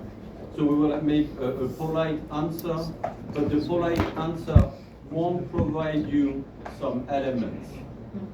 So it's a waste of time. So avoid this question. But how it works in the company, with whom I will be working, maybe what is the next position, that's interesting question to ask. Generally in Western culture, we have several interviews and we don't talk about salaries during the first interview. Because you're not supposed to come for the salary, you come for the job, and then we discuss about the salary, and then sometimes we adjust the salary to the person. For example, we have a range of salaries, we check how much the person was paid previously, and what is the value of the person, and we may make some change. So the bargain about the salary is the second step. Then we say bye-bye. We are all the time polite. My recommendation is avoid absolutely being rude in the interview, using your power position to make pressure on the candidate. That's not a good idea. You may measure that the person can deal with this kind of pressure, but if the job doesn't need this kind of pressure, maybe you won't get a very interesting information. It's better that you create a benevolent environment so people are more confident and tell more about them than putting pressure and creating defense mechanism to the person. Do you remember the question I told you? Listen carefully to this question. What was the question?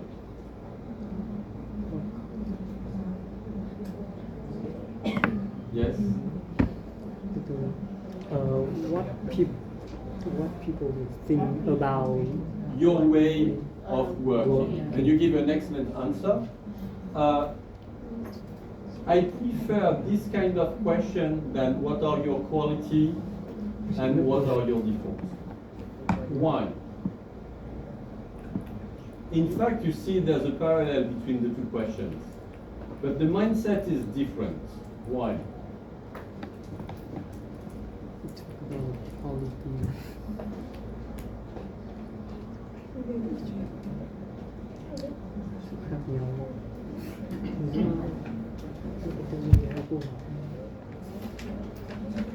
What are your qualities and default is more about a judgment about yourself. Okay? So it put the candidate in a situation of giving qualities and default, of judging himself. It's not very comfortable. It's not also very professional. You know, like default is very global. What do people who work with you think about you is more related to a professional situation, or if you don't have a lot of professional experience, it can be, how do I work in a group? When I'm in a group, am I a reliable person or am I not a reliable person? We have very short time to explore your dimensions that were I'm on time, I'm desirable, I work hard. I would ask you examples. Why do you think it's important to be on time? When you mean I'm desirable, what do you mean by that? Can you give me an example? When you say I'm hardworking, you developed it. I can work one day if I can improve my competencies. I would ask you the question, to what extent is it important to develop your competencies? You can also ask, do you think what would be the thing you would like to improve? Which is a little bit like what are your defaults, but it's not. It brings you in a more positive trend. If people ask you what are your qualities and defaults, at least in Western countries, I know in Vietnam, you don't like to contradict too much people. You can say it's difficult to tell my qualities and defaults, but I can tell you what people who are working with me like in my way of working, which is a way of answering the question, but doing it in a more professional, and in fact it's more modest. Saying, for example, I'm a very exact person can sound a little bit, arrogant, yes. If you say, in a group people appreciate I'm a hard worker, it's more information I got from other people, like a mirror effect. So I'm not judging myself, I'm just reporting what other people tell about me in a professional situation. So it feels less arrogant, as you were saying, yes. It's smoother in the way of presenting yourself. Exactly. And if you talk about your leisure, try to make the parallel between the leisure and the work. If the leisure is not so much, doesn't bring skills that are related to professional skills, don't develop too much. Don't take too much time to talk about the leisure, because the question is not talking about the leisure. Okay, the question behind are the skills which come from your leisure and that can be useful for work. I'm supervising a PhD student. He will do his defense maybe in March 2025, March, April. It's about the skills and resources you develop in your leisure activity and that are useful to manage stress at work. So you see, it's exactly the question you ask when you ask about the leisure. To what extent what you are doing during your leisure activity can be useful for your work. So try to give an answer which is related to that. If you don't find elements, make a short answer without developing too much. Do you have questions about the interview? Do you want to know more about the interview? Or do you think we have seen the main aspects of the interview? It's okay for you? Same. Similarly, at the end of the interview, you ask, do everyone have said what he or she wanted to say? Are we done with the thing? You know, if you are managing the interview, you can ask for that. So that's what you should be prepared for if the interview is well done. If the interview is not well done, maybe you can put some elements like, can I ask a question?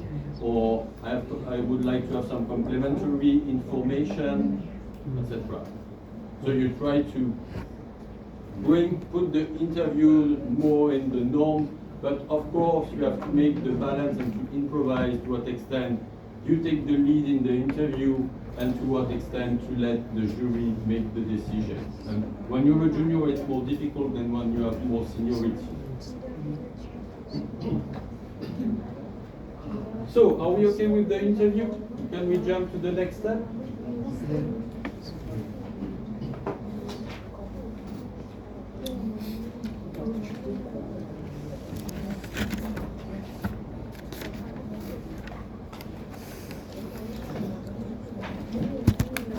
Let's make the check of the students.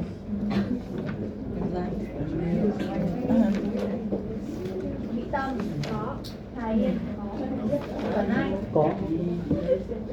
Quân có, Thanh Nhật có, Thu Ánh có, Kim Ngân có, Công Đức, Bình Thái, Lương Quang, Minh Khuê, Ngọc Anh, Ngọc Ánh, Mai Anh, Phương Nguyễn, Quang Dũng, Thảo Linh, Giang Khánh, Nguyễn Thị Ngọc Anh,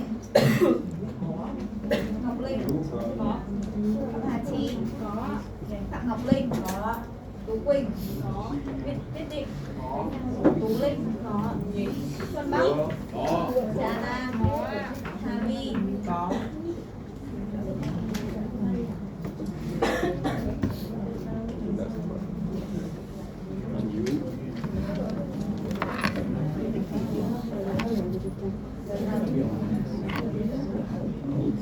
Thank you. That's great. You can have a 3-minute break if you want. Okay, just relax. So I have a question about the midterm exam and which is tomorrow. So let me remind you how it works. You have a mark for presence and participation. For example, the sport was okay. You participate to the session, it increases your mark because you are asking questions, doing activities. You're in the 10% extra bonus for the lecture, as I mentioned during the first class. You have a 30% mark, which is a group work, which is the midterm exam. The midterm exam will be tomorrow. I will see if it's in the morning or late morning or early afternoon. I don't tell you exactly about the exam. The exam will be no, not a case study. The exam will be a group work, Okay, so bring your laptops. So we have at least one laptop per group. It will be an activity. I will tell you more tomorrow. It will be an activity based on what we have seen before and to help us to project like we have done in the case study. Okay, it's not a case study, but like we have done, we use the case study to build the next step of the lecture, you have seen. Okay, that will be the same kind of thing. So it can be related to recruitment, manpower planning, maybe different theories. So the good thing, the reason why you have a midterm exam in group is that You're not alone for the final exam, and you can prepare. You will have seen at least half of the content of the lecture. So read your notes. I assume you have read the 16 pages we have seen together yesterday. So here we have some extra 10 pages about in the end of the day. So read all that, get ready with that, and we will use this material to build our presentation. It will be a group PowerPoint presentation. You will have questions, and you will present your answer to the question. Or in the morning or in the afternoon. This will depend on how fast we go during the lecture tomorrow. Sounds okay? Any more questions? Yes? I think we will make 5 groups of 6 people.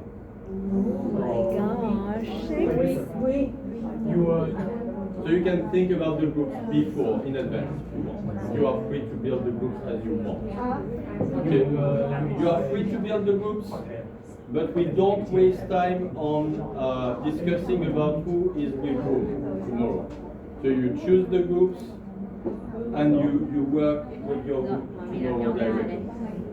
Okay? You will have questions. It will be about introduction or acquisition of resources. That's okay?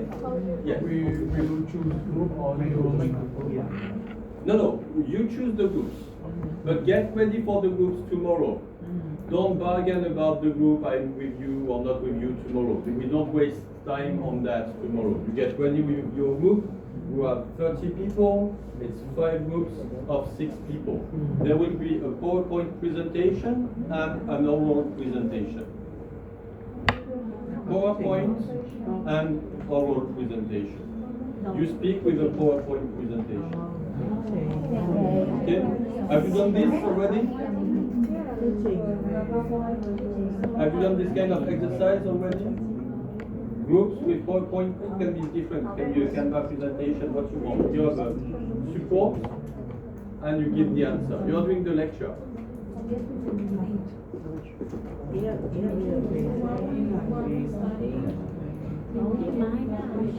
Yes, you will have questions tomorrow. Okay? You will have random questions of one part of the. And we work during the class, yes. And I will be in the classroom and I can help you to some extent. I don't. I see you laughing. I'm not doing the work. I'm not giving you a mark to myself. I can answer your questions, to give you questions. Let's finish with the tools. I wanted to mention the fact that during some recruitment process, you may have psychological tests. You can pass psychological tests. Learning psychological tests can be a full year of psychology. So I don't present and develop the different tests. I make a selection, the PAPI, Personality and Preference Inventory, the MBTI are famous tests.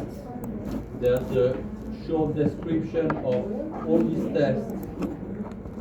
So you can read about that, you can get more information on internet, you can see plenty of tests on internet. My main purpose will be what is the good way of practicing tests from the person who is recruiting and from the recruiting. Are you scared about personality tests? Yes. Okay. That's very common. And some say no. In the side of the person who is doing the test is just a tool. Okay, the test is just a tool. It's just a help. Like the CV is a help for the interview, the test is a tool for a discussion about the results of the test when it's well done, when it's professional. It means that you can discuss about each result. And I can share with you a personal experience.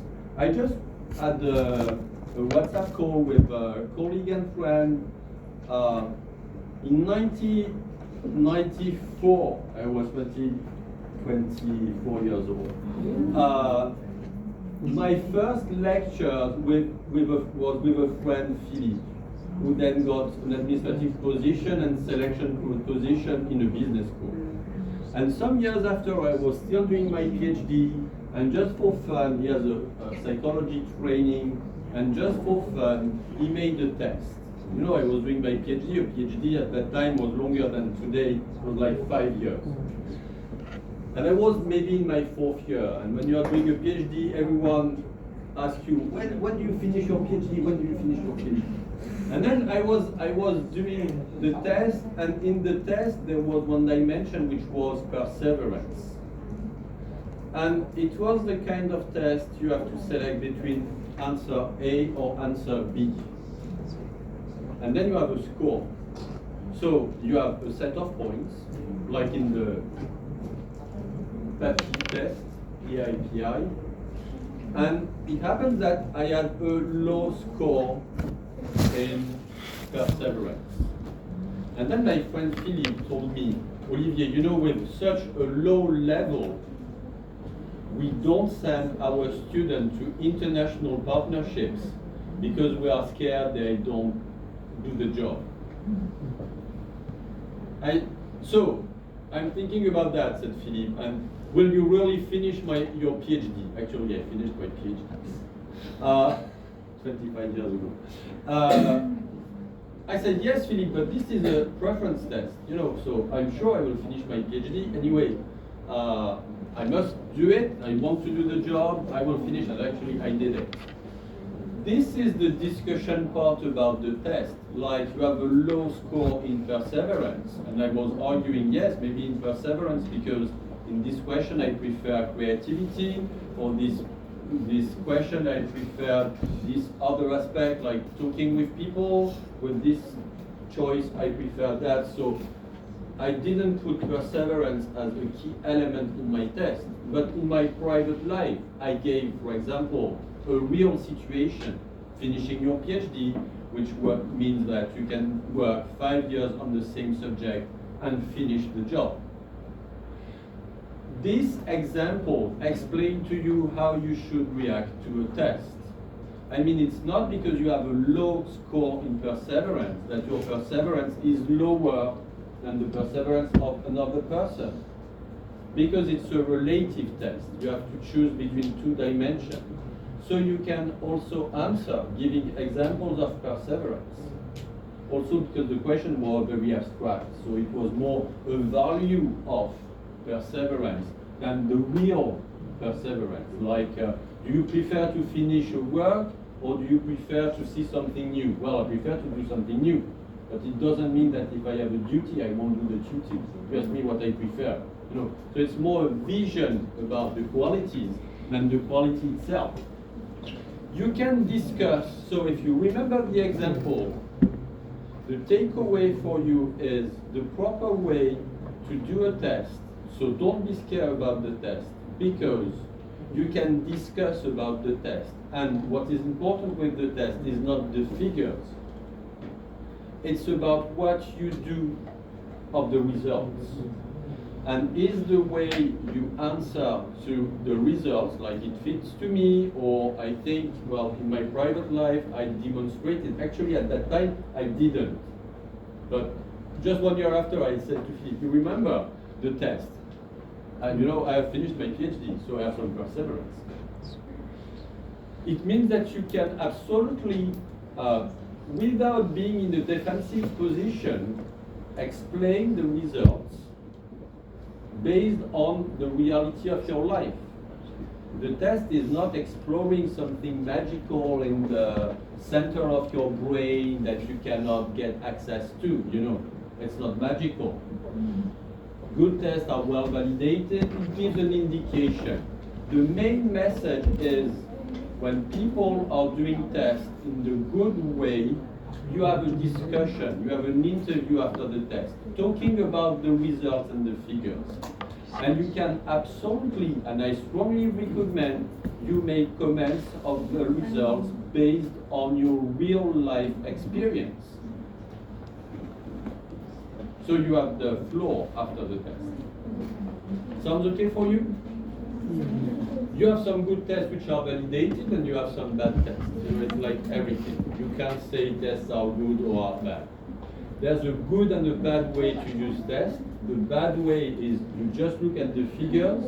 The good way is you check the figures and then you have an interview with the person who did the test. One of my ex-students, professor in the HR program in IAE, in Aix-Marseille Graduate School of Management, and now a friend, told me he was certified MBTI. I did the test MBTI maybe 30 years ago. And we were talking about that. He told me he was certified, and I told him, okay, Maël, let's do the MBTI on me. So we check if it has changed after 30 years. And he told me, yes, I do the questionnaire, but I do also the interview. And you know, with the interview, I get more information than with the test. So you know, I'm doing also the test. I can talk about the test because I've done the test myself. I've studied the test, and I've been also the candidate for the test. Sounds interesting for you.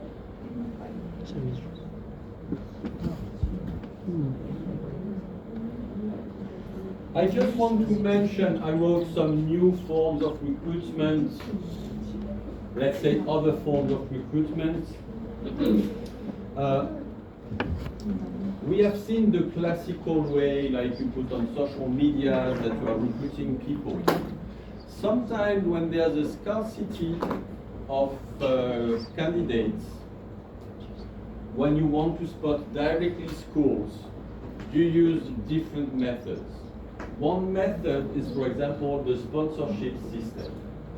The sponsorship system is, for example, asking the employee to make the sourcing of the candidate.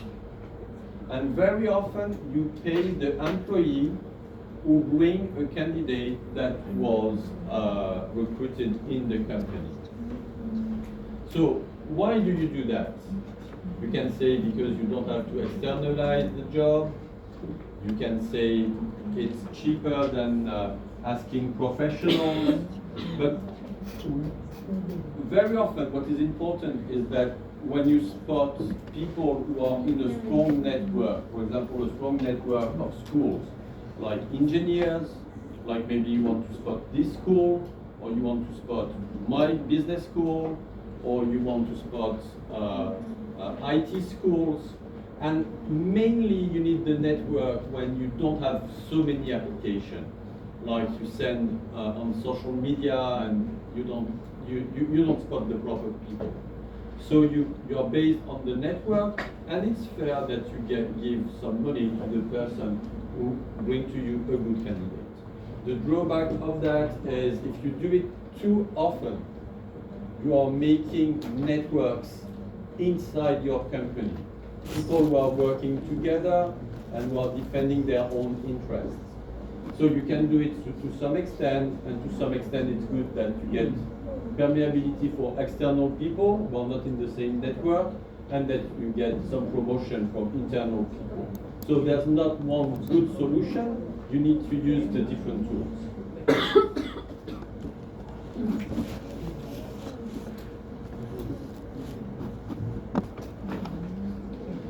You can have also assessment centers. Assessment center is professional companies who are doing recruitment. They can provide tests.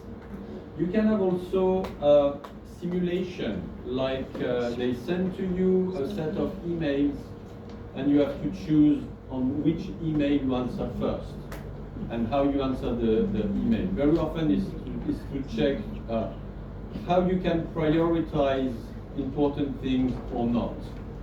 And that's really an exercise we are professionally doing every day, you know. selecting on which email you answer. Like, do you answer your student who sent to you a paper, you're working with him, and it will take you 6 hours to answer the email because you have to review 40 pages research article, or you send an email to your new professor because you want to get their new CVs, because you want to make an email for their integration, because we have the Christmas lunch, and you want to present the new professor to the group.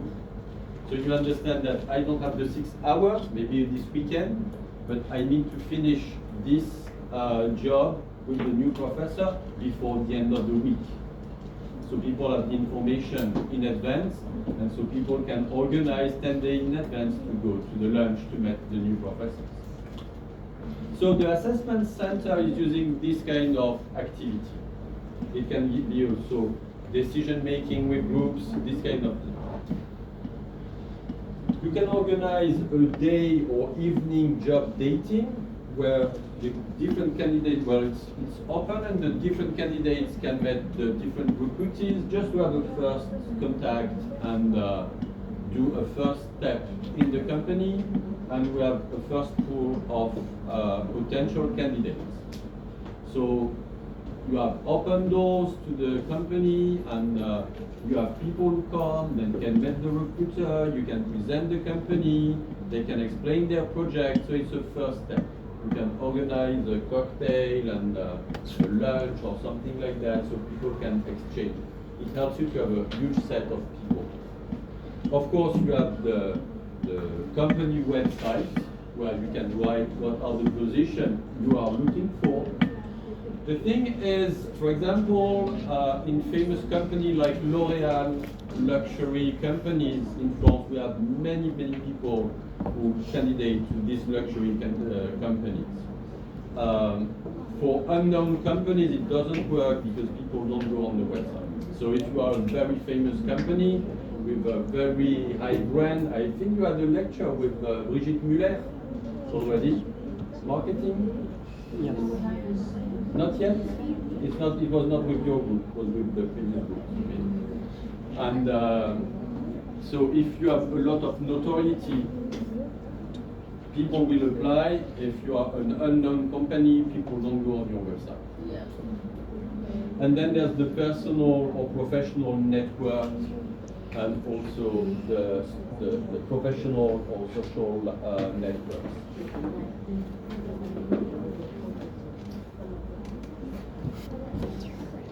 Do you have a question on that? That's okay? Yeah. If it's okay, we go to the integration of new employees. Yes? Yes, assessment centers are centers, organizations, companies that sell a recruitment process.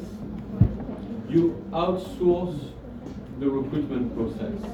Maybe not the last decision, maybe not the choice between the 3, 4, 5 best people that will be accepted in the company, but they manage the CVs and they take some candidates and they make some activities which are time consuming, like making, for example, decision group, or the game can be you have to organize an event, so you make a group with the 10 applicants and you see how they behave in groups, and you have a psychologist checking what's happening, an animator who is making the different doing the different elements. So an assessment center is an outsourcing, it's a place, it's a center, it's an organization that does the recruitment in the most elaborated way. Like you can buy a service for example, one psychological test, one in-basket test, like in-basket is the email selection, how you prioritize, and like decision making, and maybe one interview. Then they give to the company a selection of candidates, maybe with a ranking, and then the company will decide. Did it answer the question? Yeah. So the integration of new employee is also a crucial aspect in the recruitment process. And very often, like what I was saying of the antecedents of the interview, the same thing happens to that. It's too often neglected by companies. I'm sure that you won't do the integration process, but as a new recruitee, you know it's important that you pay attention on how you are integrated.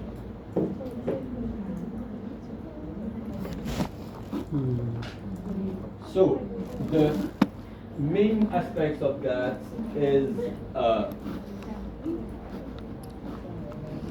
say again what is the contract, the legal contract, but mainly the psychological contract. You remember that during the interview and during the hiring process, you make a psychological contract with the recruitee. When you are doing the integration, like the first day, welcome to our company. You remember that our strategy is that sometimes there's a time with all the new recruitee when it's a big company, with the boss presenting the strategy. So it's about clarifying the roles, the tasks, like at the strategical level, and then you met your superior who explain the task and make the presentation.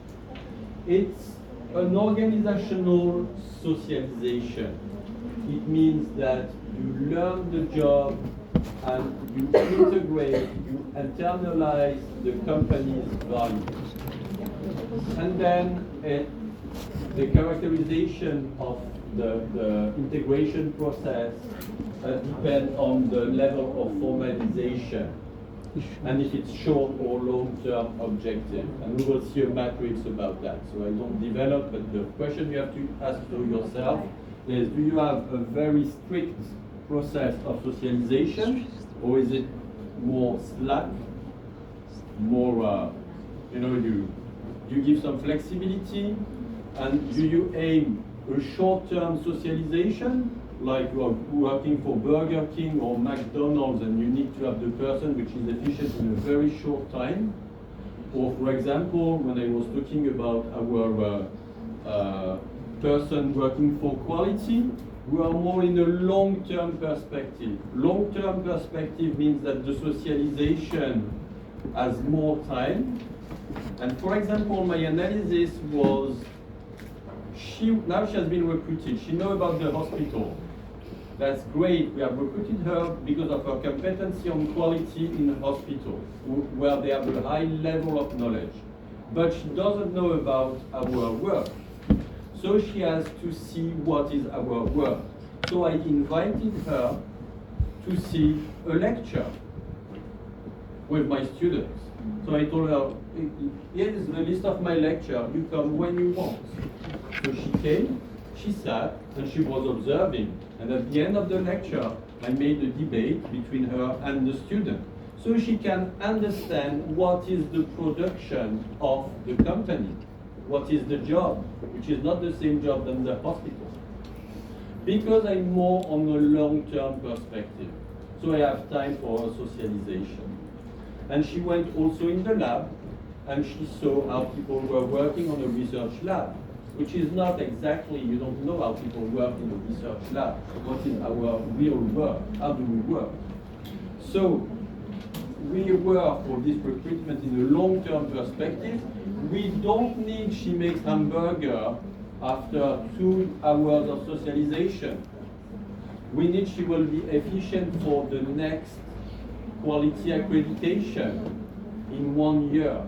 So we have time to help her to understand how we work, what is the performance. So she's not just feeling about data, she understands the performance, she understands the relation of our output, which is providing education. So these are the main aspects of the integration of new employees. Here you have a list of what is onboarding.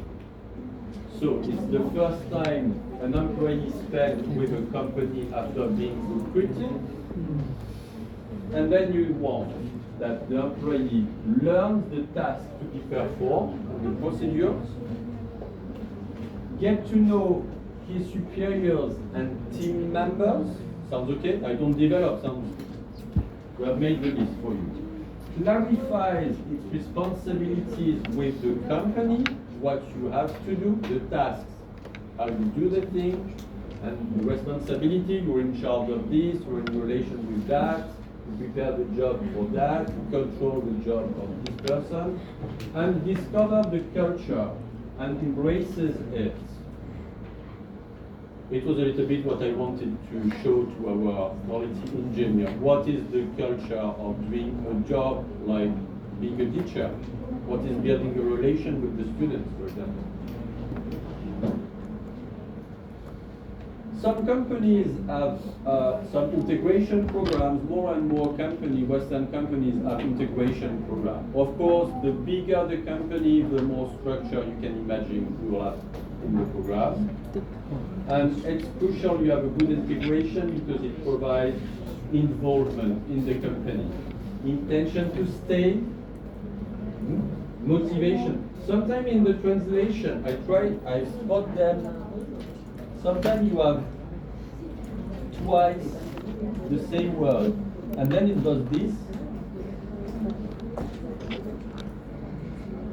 I've changed maybe 100 of these things.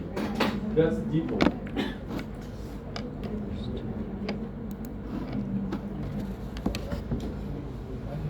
And a good integration contributes to the performance of the company or the team.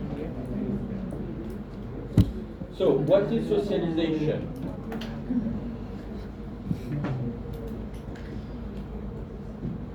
I wrote this part with a colleague who did a PhD on the socialization process, Delphine Lacasse. She is now the head of the program, the HR program I was managing. So, we could not help putting shine, no definition. Basically, socialization is learning the job and internalizing the company's value. That was in the small abstract at the beginning of the chapter. So if you have the question, what is socialization?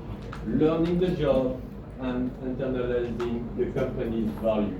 Getting yours, the company value.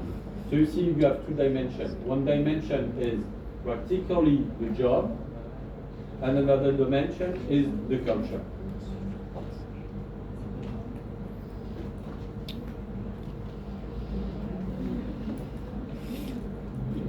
How do you operationalize integration? How do you make it decisive?